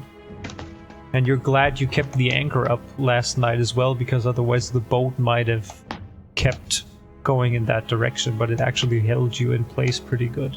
But you did see in the morning the anchor was like somewhere north, the chain pointing to the northern side. Okay, so give me another, as before, another survival check with your proficiency bonus in your case, Blackwater, and another perception check for this time both Tiala and Brion. I hate my rolls. I've got a 10. I've got an 8. Oh, I've got a 21. I rolled a 2, okay? thank you, Brion. Alright. So you make your way, and you do get the sense upon like the afternoon hours that the pull, and also the crew is partly telling this to you, Branwolf, that it's getting harder to steer. And also Budge says something about that you are still drifting a little bit too far south, so you keep on pushing and pushing late into the evening hours, even after the sun has set, until you can rest, with the last few hours Tiala coming back to the boat and you just keeping the way further ahead of what you think is a good direction to head towards. I would need another 2 watches you would set up for this night. I can watch. I'll join the first one. Yeah. Alright. Then both Blackwater and Bramwolf, give me perception checks, please, as the rest of the crew beds down to bed from a hard, laborious day. Oh, it's a 17. I've got a 0. I think I fell asleep. The first hour Poor passes. The captain, after screaming his lungs out the past day, kind of just nods off to the side as you look across the darkness in front of you. The single few lanterns on the ship just illuminating faintly a few rocks here and there as you are currently laid down with the anchor. Branwolf, you hear far in the distance, somewhere straight north of you, some weird screeching sound. Almost like it's hard to tell if it's a bird or something else. It's just this weird Does it coming sound from far, just carrying across the water. Does it sound more like animal or beast, or could it be mechanical, like a wheel? It's definitely turning? some. No, it's not something that is like recurring. Okay. It happens once, like half an hour after Blackwater is nodded off, and this echo carrying over the waves. And you hear it again an hour later, shortly before your watch ends. Okay. Well, as soon as the second watch takes over, I tell who's ever going to take over. Who's going to take second watch? What I heard, and maybe for them also to have a listen. If it's a beast or something, if it comes closer. If it's whatever, like I said, I couldn't pinpoint it. All right. And Tiala, also give me a perception check. It's a 1. Thank God. A natural 1.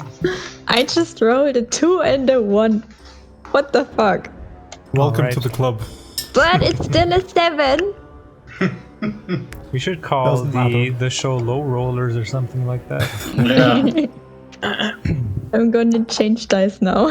While everybody has bedded down, you see within the, like, especially keeping an eye out after Brandwolf has told you this before bedding down, you also see Captain Flesky coming up,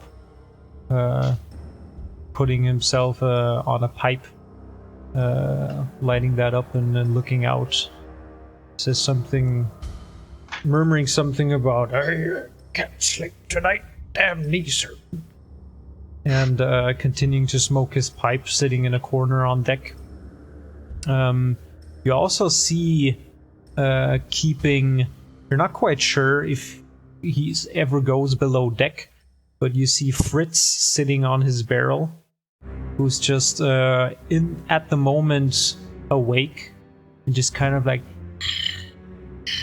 just looking around, also trying to keep an eye on things. Fritz once again, for our avid listener, as a reminder, was one of the crew who was an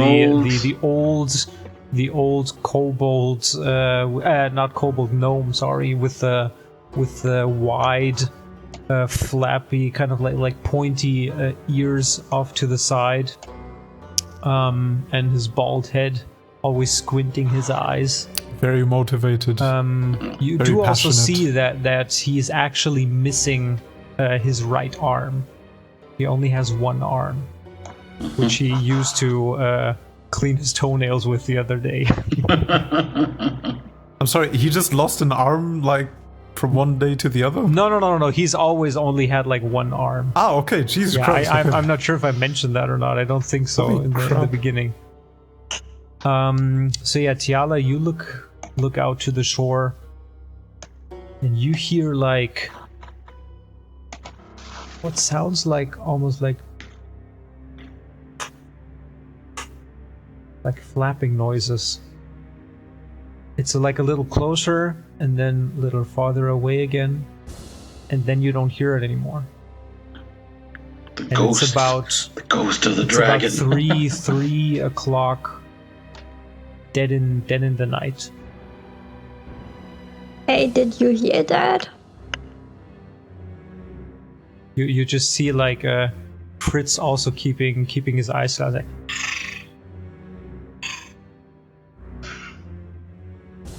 and Flesky kind of turns around. What did you say?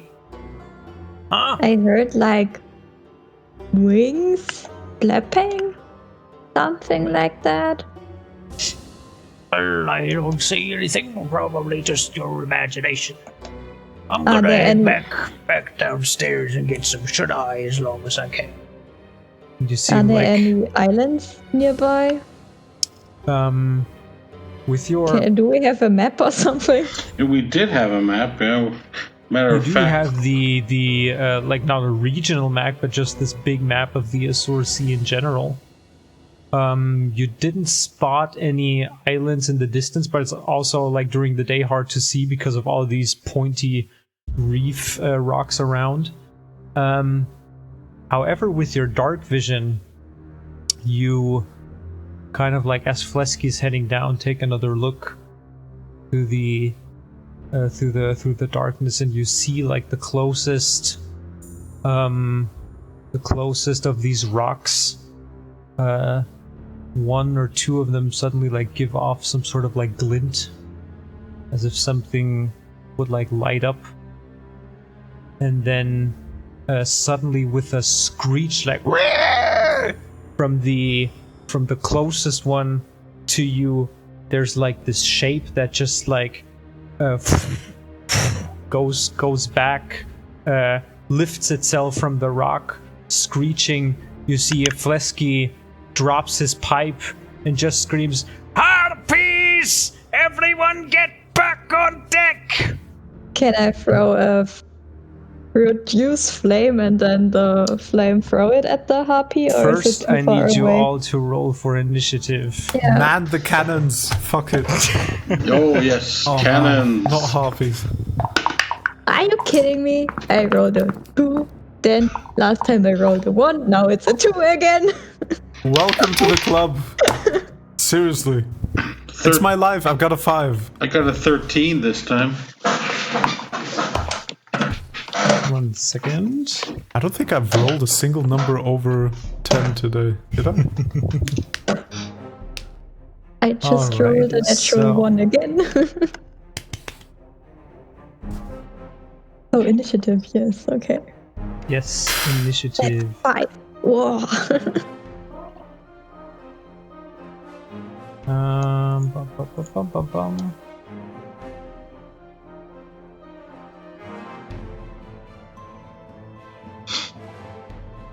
So, okay, so 25 to 20. Good one. That's the best one today. I always gotta start somewhere. The optimism. The optimism, exactly. So let me quickly check here. We have a 15 and a... Okay, 15 to 20. I don't have a 13. I was... Never mind. Okay, I guess 10 to 15. 13, yes. 14. What's your dexterity? Mine? Oh god, what's my dexterity? Your dexterity in general. I've got a 12, so I got a +1.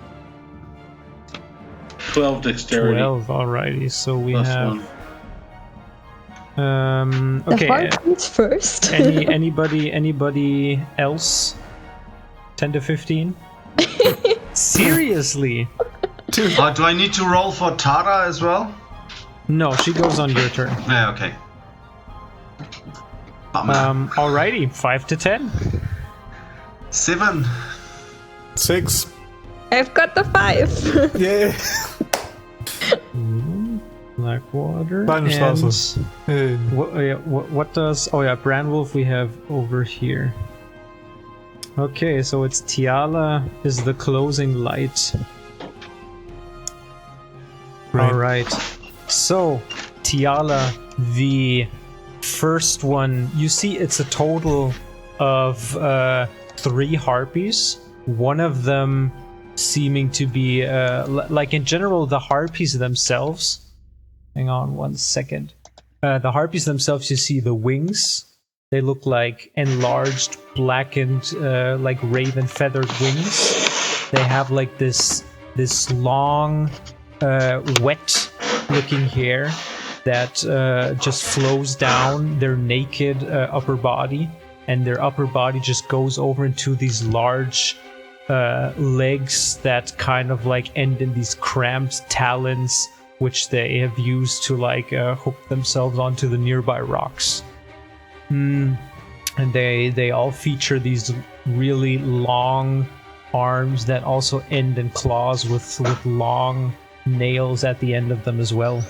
One of these 3 harpies, she has like several feathers that kind of like extend from down below the hair, partly on her shoulders, and she looks a little bigger than her other 2 sisters. The first one of the smaller harpies that screeched at the beginning as you were looking into the direction comes rushing forward, and she is going to make an attack against you with her claws, Tiala. Okay.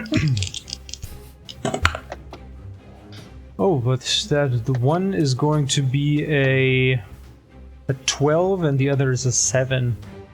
So both of them, you just in the last second dart out of the way while one of these heavy claws just crunches into the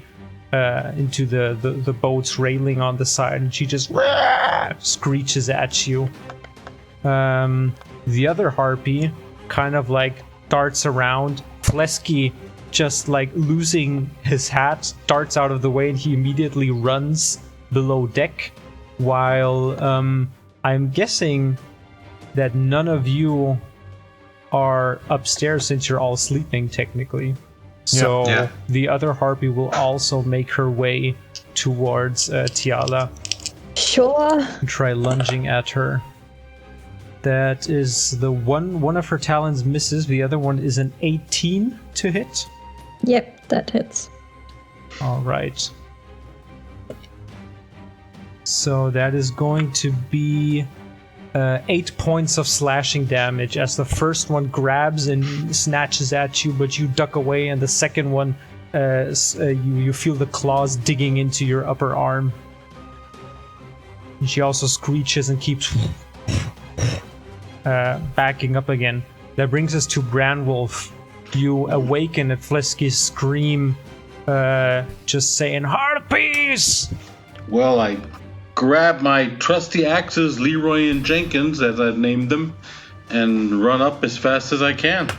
All right, so you can use your movement to dart upstairs. Okay. Right as you come up, there's one barely like a few feet within reach of the door that was attacking Tiala just now, which has her back turned to you.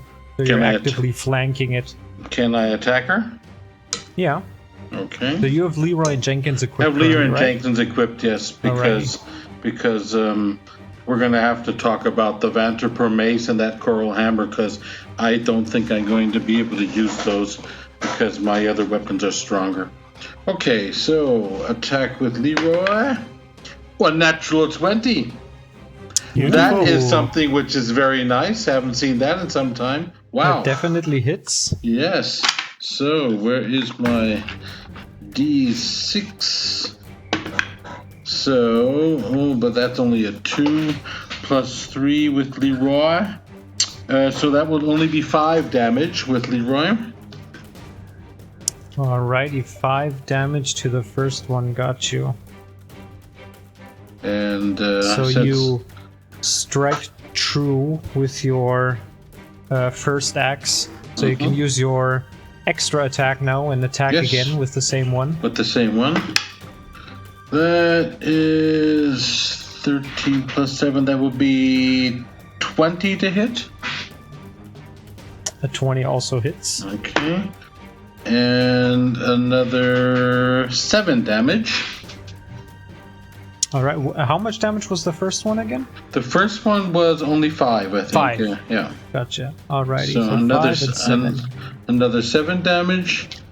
And then the first one hits, the second one you also strike her wing, and she kind of like screeches at you. You see some feathers flying around the place, and she kind of like also turns around at this moment, and you still have your bonus action to which attack I with your will use offhand weapon. And that is 16 Jenkins, that's 22 to hit. 22 hits, go ahead and roll damage. And another 8 damage. Alrighty. So you hack at this first harpy, the first thing you see. She gives off this wailing screech, and you see her like also her wings are starting to just become like splattered with her own blood as you hit her upper body and these heavy thighs. Alrighty, that brings us to the bigger ones of those who's like still kind of like perched on one of these rocks and kind of looking towards the ship, this harpy matriarch. You see her now, she kind of like throws her hair back and open her mouth, and you see her face, the way she opens her mouth is like unnaturally long, and she suddenly gives out this wail. I need you all to make a wisdom saving throw for me. Everyone? I think Everyone. Craig just stopped though, I think. Yeah. Craig just died. Okay. 16 and wisdom 0. Yeah, that's 16. Okay, 16 for Branwolf, you succeed. 12. 12 for Tiala, you fail. Natural 20. natural 20. Freon, you succeed as well. I've got a natural 1. Natural 1, Blackwater, that's a fail.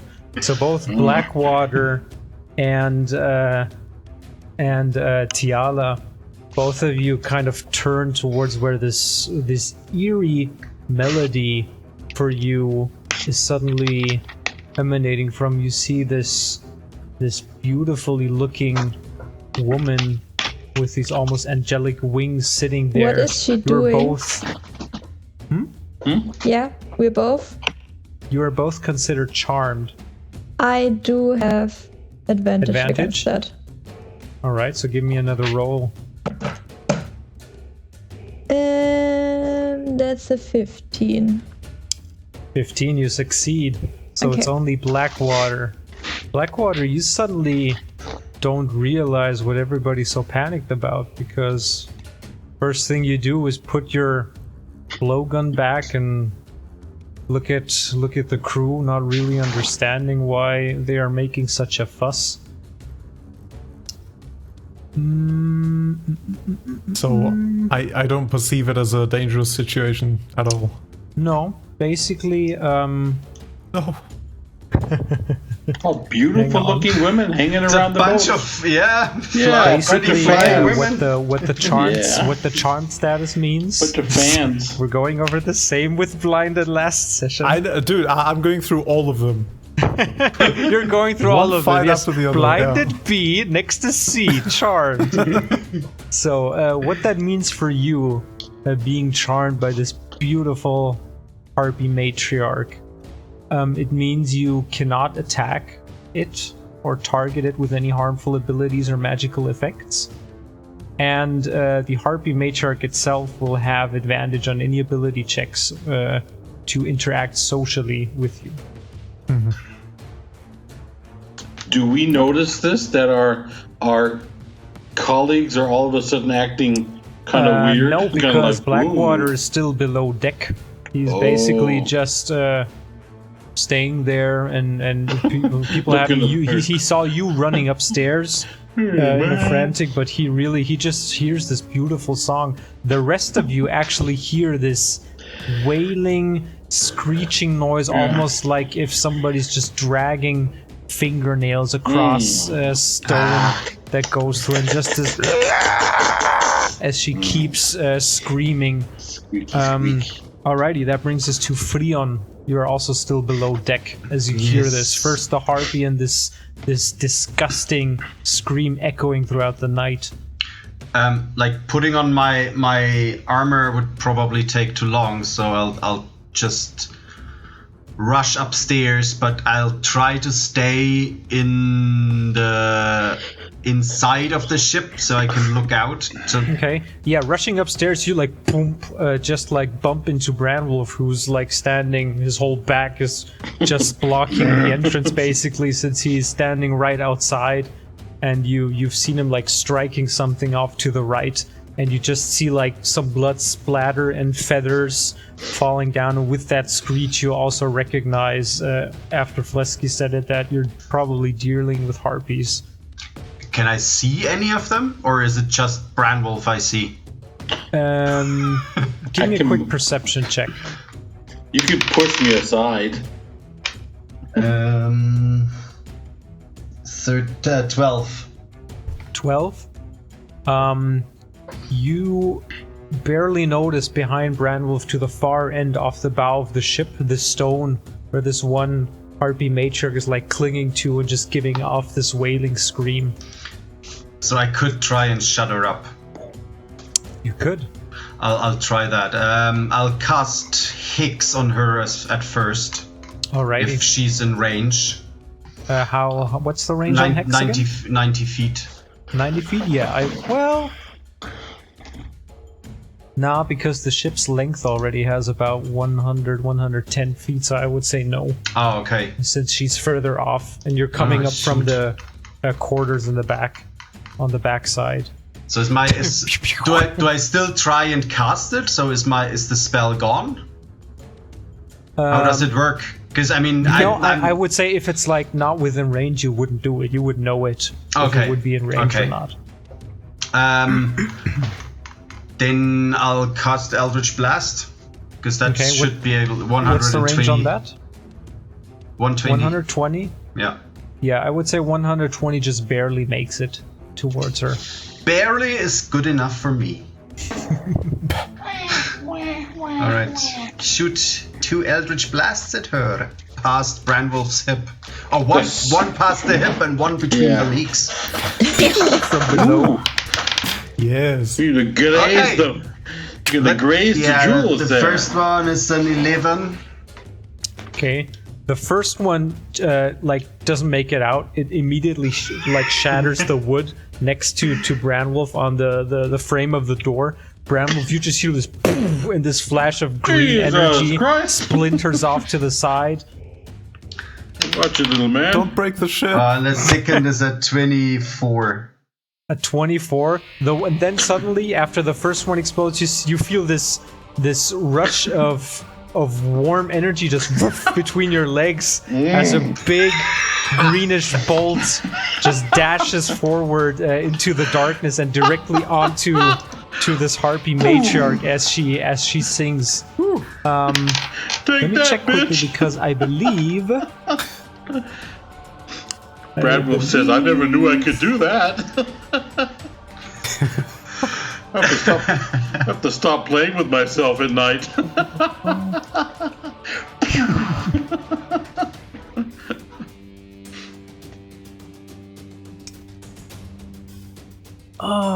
where was it? There we go. Eldritch blast my hairy balls. God. Yeah.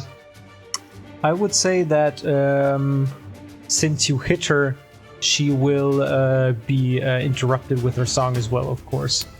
So you hit her, poof, go ahead and roll damage on that. She immediately stops screeching. So Blackwater, you're no longer considered charmed for the time being. 9 damage. 9 damage, alrighty. And then I'll clap Branwolf on the not on the shoulder because I probably can't reach that. So I clap him on the back, not on his butt. Cheek. Yeah. Oh yeah. Go get him, Tiger, and use my inspiration. bardic inspiration. Yay! Come on, girls, let's go. So excited. you get a D6. So Branwolf, you feel this slap on your ass, and suddenly the inspiration hits you. First that warm fuzzy feeling between my legs, and now this. Wow, this sea cruise is really fun.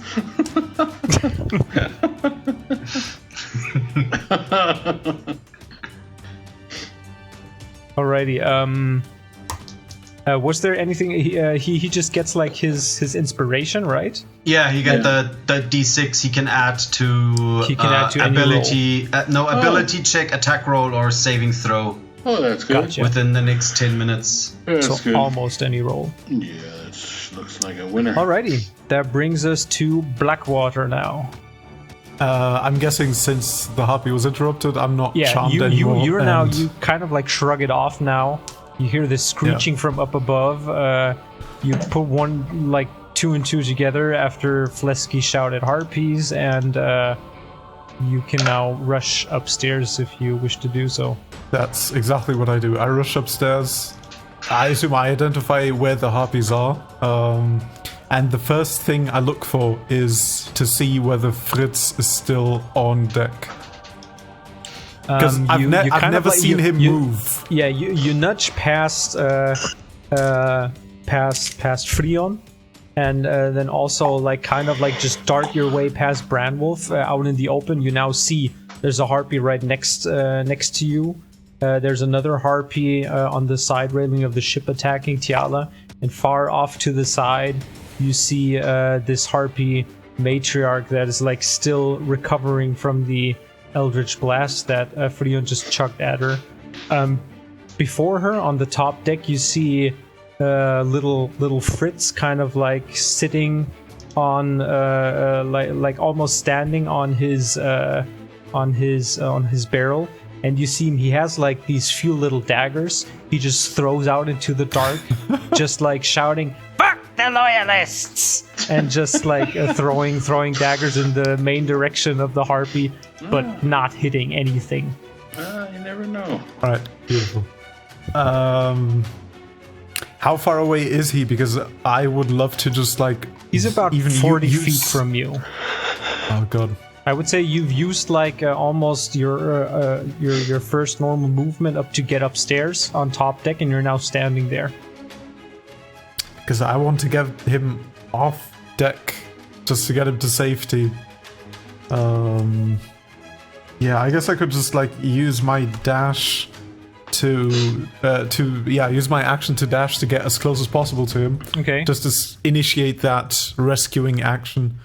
And as preparation for next turn, I'm gonna use my bonus action to poison 3 of my blowgun darts. Okay, so looking on deck, seeing Fritz chugging these little daggers out towards the matriarch, you're like, oh fuck. Just running up there, poisoning your stuff. You don't quite make it towards him, but you will next round. Perfect. So that brings us to Tiala with a screeching harpy right in front of you, wings stretched out, bearing down on you with her full size.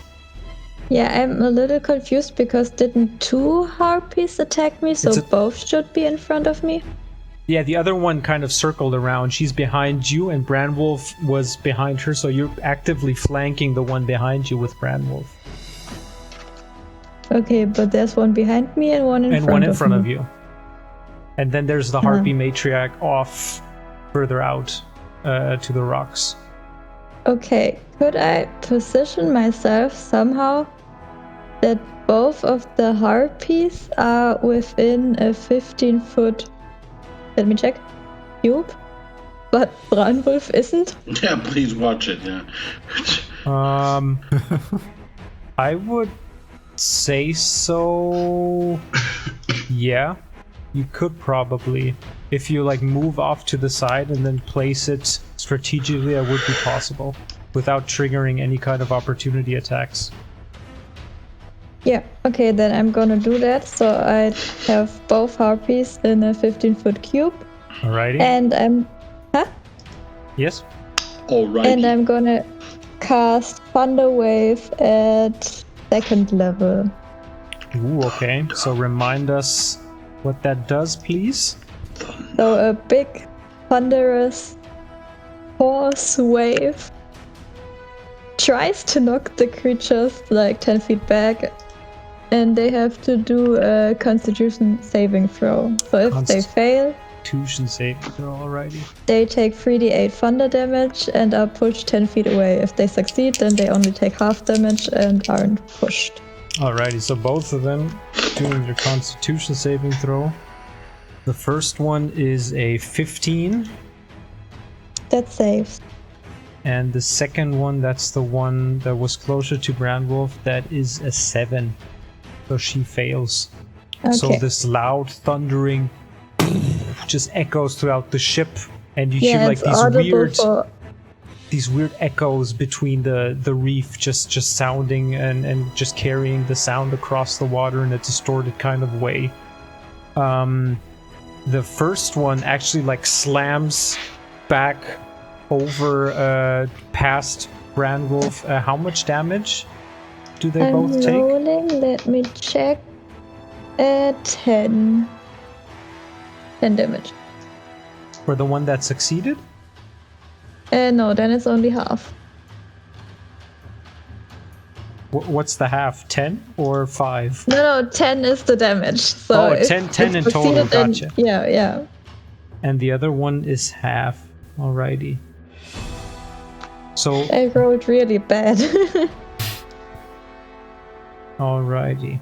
So the first harpy, the one that saves, kind of like gets blown back a bit, but immediately just screeches back towards you. And the other harpy that was behind you between you and Brandwolf also like tumbles back, flies it just tumbles across the ship deck on the back, and is rammed towards into the wood.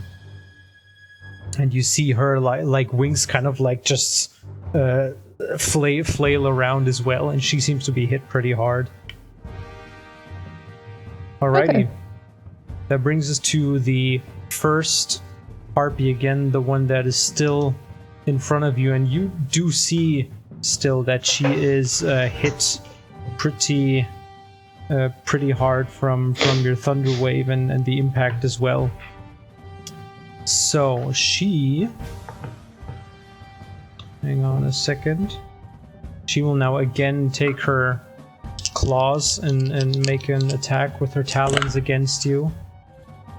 But she will not hit with a 7 and an 8, I assume. Nope. So you also just like kind of dash and feint it off to the side, and she angrily again tries to gain some ground, half flying, half like keeping herself leveled on the ship, on the ship's side.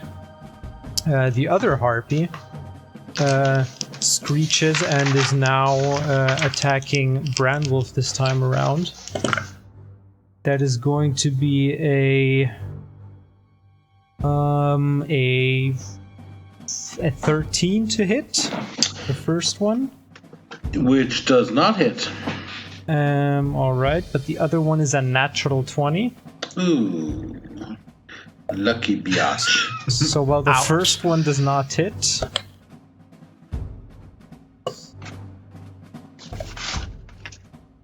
you're going to take 10 slashing damage from her second talon attack. As she kind of like, as she flies back, she's trying to like, you feel this talon just grabbing onto your shoulder, and she's kind of using that to stabilize herself again. Okay. That brings us to you though, Brandwolf, now. Yeah. You want to adjust your mic a little bit. It's kind of crackling once in a while. I don't know if it's your mic. It me? Yeah, when you're moving. It's Tiala's mic. Is Tiala's mic? Yeah. Oh. Yeah. What? Just don't move. Don't breathe. That's the easiest. Don't breathe. That's it. All right, Brandwolf, what are you doing? Okay, well, Brandwolf, since he remembers all these stories and the skilfing sailors would talk about harpies, and that the mindless rage which he has heard of his thing is good against charming, he is going to enter a mindless rage. Yes, fitting music. So I use one of my actions to enter a mindless rage. Your bonus action, that is, yes. Yes. And which is a reckless attack, no charming, and gives me another +2 in damage. I also feel a warm, tingly feeling in my nether bod, so I will use that from the pat on the ass. And well, then I guess are they near me now? I mean, one kind of fell over. One is like clawed into you. One is directly well, engaged that's the with one you. I am going to attack with my mindless attack rage. Action. Here we you go. Get like your first attack and the extra attack. Yes. Because your bonus action you've used for entering that the rage. Is the 20 to hit. 20 hits. 20 hits. And now I'm going to use my... Oh, nice. 6 plus 3 is 9. Plus 2 for the frenzy damage is 11. And I will use the pat on the ass. I can use it for... No, it's not for damage.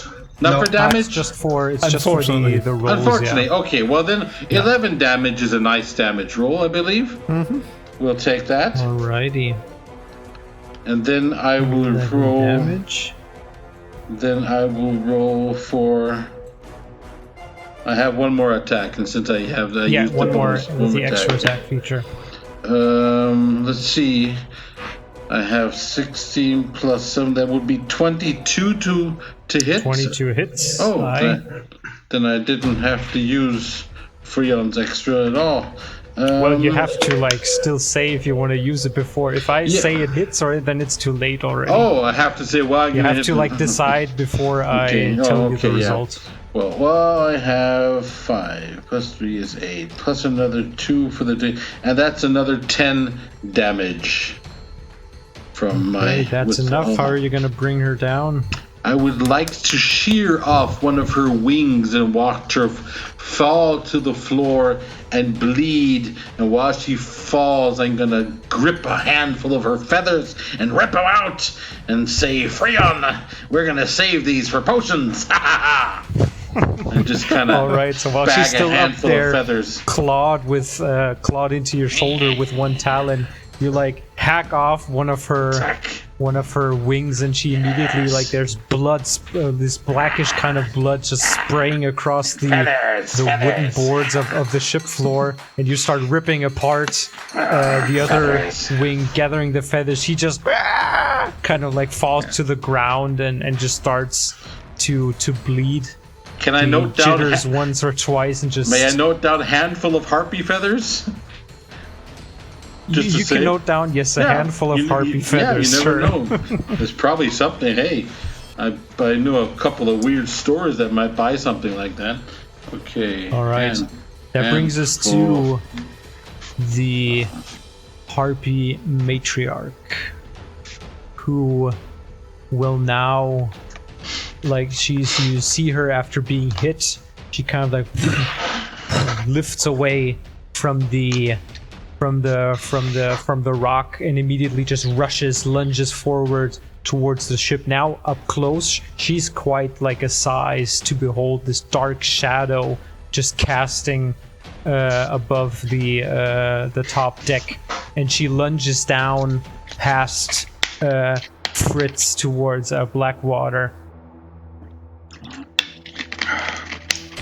And you also see both of her claws coming down, her talons reaching out as she comes lunging at you. At me, not Fritz. At you, yes. Perfect. Fritz kind of just like hides behind the barrel last minute, and she just rushes past. So he does move. He is fast. Holy crap. In the barrel. Yeah, in the barrel, like Oscar from the Sesame Street. Boop. The first one is going to be an 18 to hit. Yep, that hits. And the second one is a natural 20. Jesus. Ouch. Unfortunately, that hits. Alrighty, so for the first hit, you are Jesus Christ. Don't. And No. you know it's bad when the DM says it. I could just lay down. That's it. I'm good prone. The first hit is a 19 slashing damage. Ouch. Jeez. Uh-huh. Now comes the natural 20.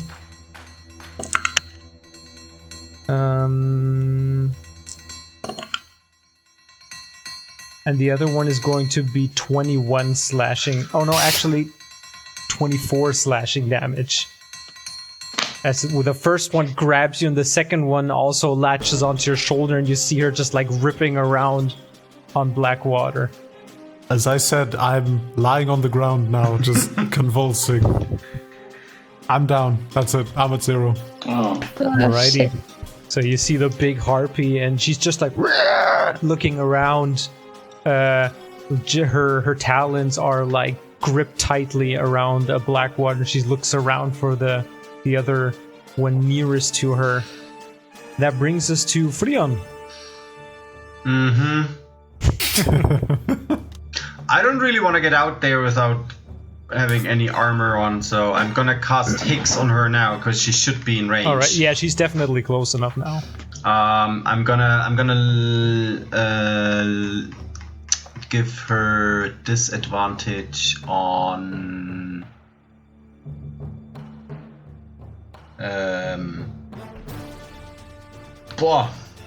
Attack rolls? Wisdom. Okay. No, I can choose an ability. Oh, gotcha. And then I'll shoot 2 more Eldritch Blast at her to get her off Blackwater. Okay. 17 for the first one. Aye, 17 hits. And 20 for the second one. 20 hits as well.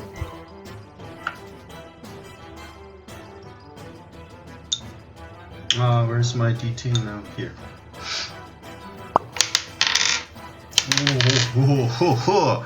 It's 18 damage for the first one. Ooh, all right. Damn. The first one strikes her right in the head as she like turns around. You see half her face like burned from this greenish force damage from the impact. And it's 9 for the second one. 9 for the second one, gotcha.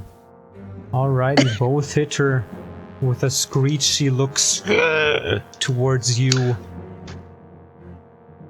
Actually, Tara, can I use her now as well? Yeah, use her on your thingamajig on your turn. Yes. Shoot, I need to use an action for that. Damn it. Forgot about that. Then no. No, I need to use an action to cast another spell. Oh, to cast through her. Yeah. Yeah, that's basically just an action you would use. Yeah. But you can extend your reach or something like that with her. Yeah, I can cast spells that are or cantrips that have touch. Mm-hmm. So I could have saved Blackwater. Sorry about that. I mean, well. Yeah, I'm not gonna use her then. Okay, and you're gonna stay in place, right? Yeah, I'm not moving So that out. ends your turn. That brings us to Blackwater. Please roll the first death saving throw for us. sure. I mean, I've served my purpose. I was charmed. I taught the letter C this episode. That's it. I don't need to do anything else. That's a 17. 17, first success. There you go. Alrighty, that brings us to Tiala. You now still have the one harpy engaged with you. What? I do? Yeah, there's still the one hanging onto the railing that wasn't like pushed back. You're gonna marry. Okay. You're gonna marry next week. You're just engaged. How far away is Blackwater? Blackwater is about 20 feet from you. And the harpy? The harpy's standing on top of him, and you can't really see where Fritz is, but the barrel is still right next to them as well. Okay, nice. So I'm gonna cast Healing Word at first level. And Blackwater. Because Tiala learned from last week that it's always good to just have something in case such as this. To have something that isn't like touch. That's the important part. Yeah, and Healing Word, isn't it also a bonus action? Yeah, exactly. It's super OP. So you get 7 hit points back. Thank you. Then I'm just gonna produce a little flame and hurl it at the big harpy. The one away from you. Yeah. Alrighty. Fuck the one who's engaged with me. I'll take care of her. Hit here. 17. 17 hits. Go ahead and roll damage. 14 fire damage. Alrighty, 14 on her. So you hurl this fire, this little flame towards her in a kind of like bolt, and you see it hitting her, and the bluish kind of flame starting to singe her back feathers and part of her hair, and she's like already looking messed up. Even more messed up than before. I mean, they're not like the prettiest sight around. And she just screeches towards you and like looking between you and Freon, both of the sources of damage. Anything else? I'm gonna turn back to the one that is engaged with me. Alrighty. Because that one is going to strike you again. Yeah, that's both fine. of her talons. flying up, lunging at you. That's a 13. Nope. And another natural 20. Now come on. It's like my third one tonight. Could you stop, please? Yeah. So we have, that's a total of 7 slashing damage. As the first one misses, but the other one scratches you across the face. That's the normal harpy, not the that's the fine. matriarch, because Blackwater looked like shocked. I get 18 damage on one strike. Holy crap. And 24 on the other. Well, there's a meaning behind the word matriarch. Yeah, you just chose the wrong one. No, I was trying to say Fritz. That's it. Okay, that brings us to Branwolf. Yes, well, which is closest to me at the moment? The other one where Tiala is like engaged with, that one's closer. Yeah. And about 30 feet from you is where Blackwater is at, 25 feet. Yeah, I think I'm gonna take it up with the head bitch. Yeah, I'm gonna go up and use my movement and head up there and kind of. Alrighty. Get away from my friend. And hit her first with Leroy, hopefully. Alrighty, go ahead and roll damage. In my mindless rage, which is still raging. That is a 20 to hit. 20 hits. Yes, very good.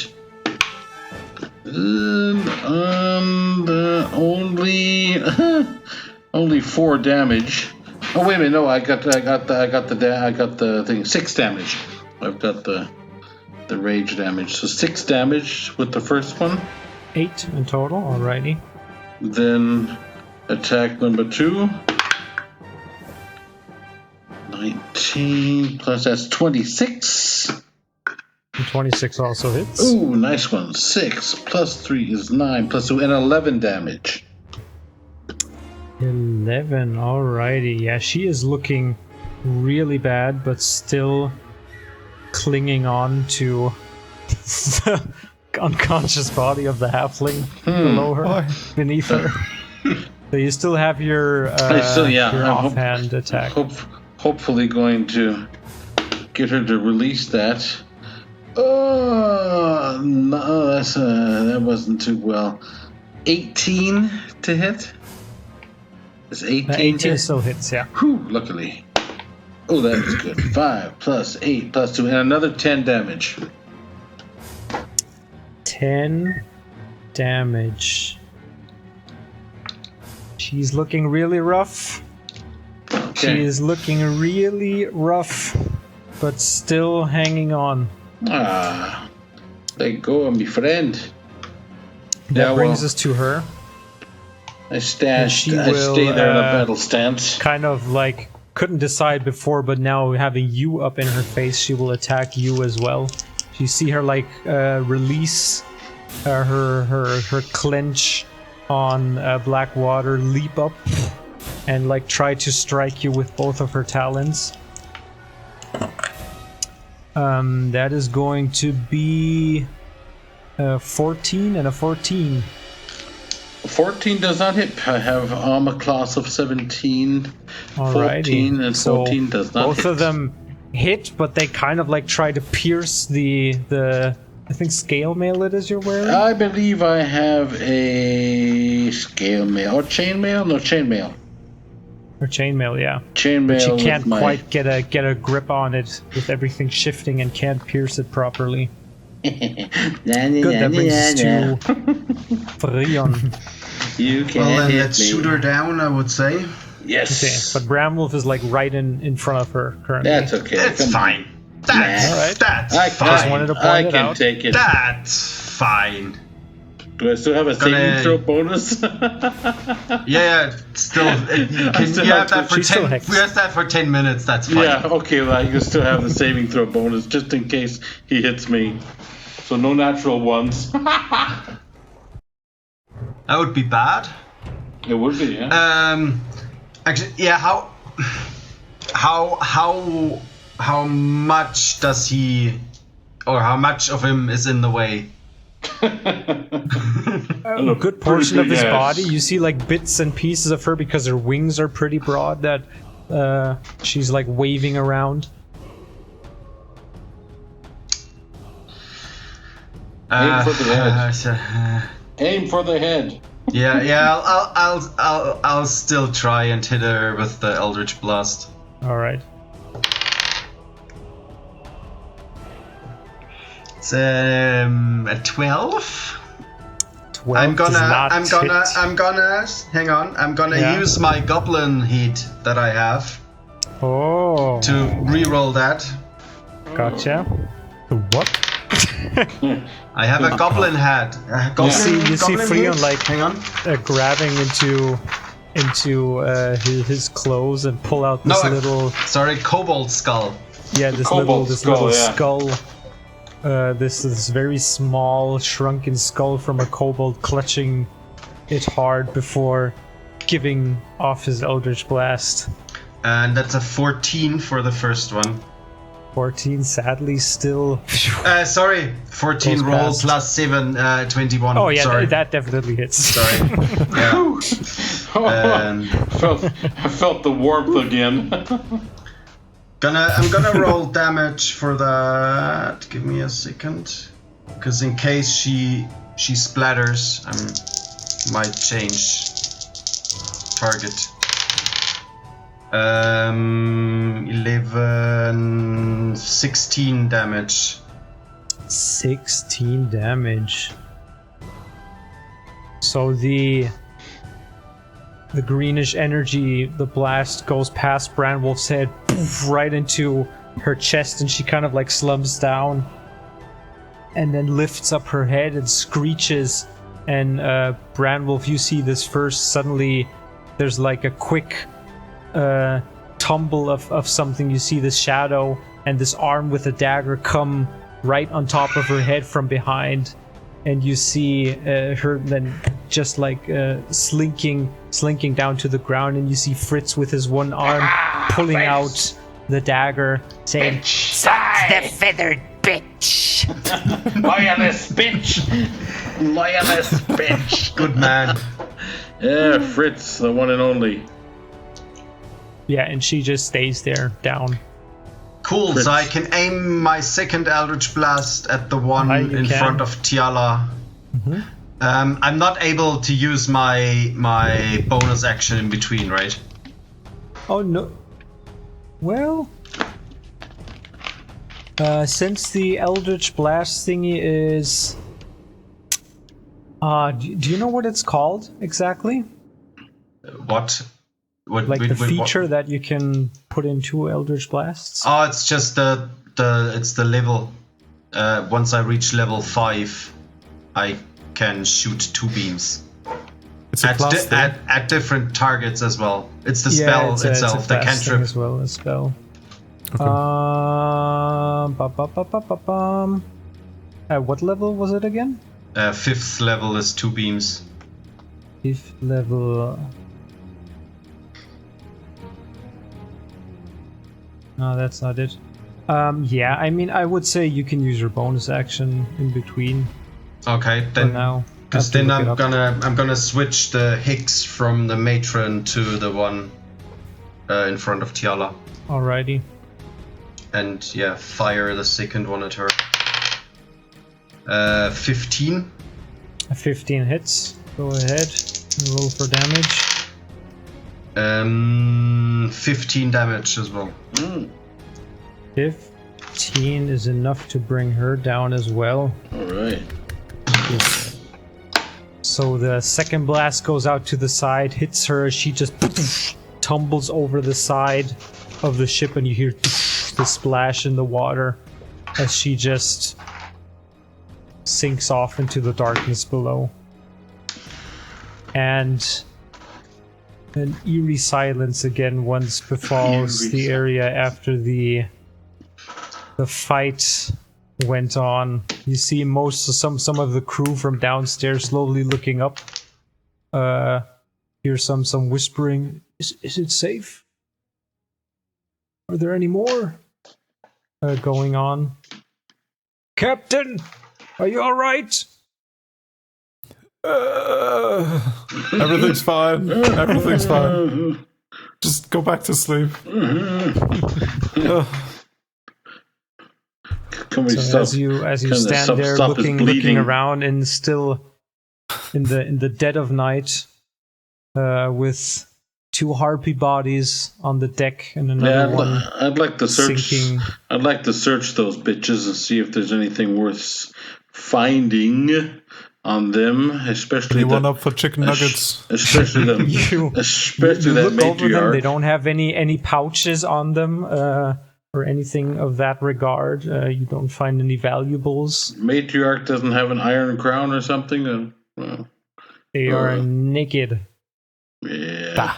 Anyone know if they're like if that's the normal size of a flock or whatever it's called with your book? Your book might know, yeah. Yeah. The harpy book, if they none of you? No. Do I? I can run downstairs and check. I mean, give me a nature check.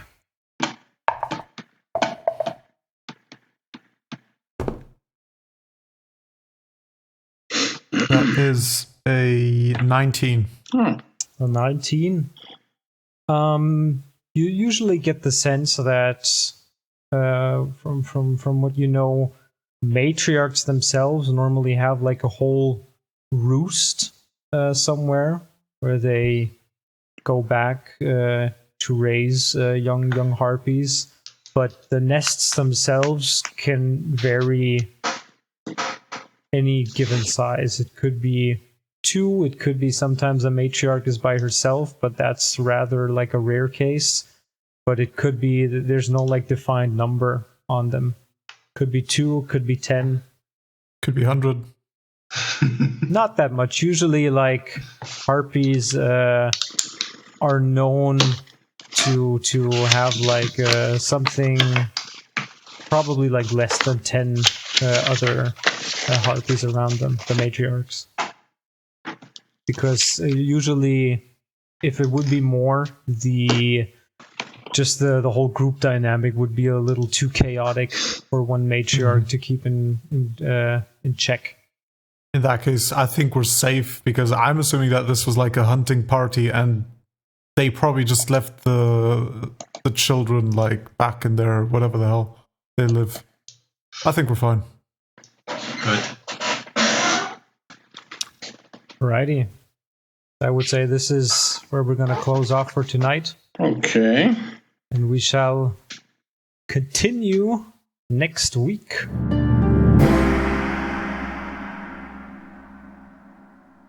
We killed it, now we eat it.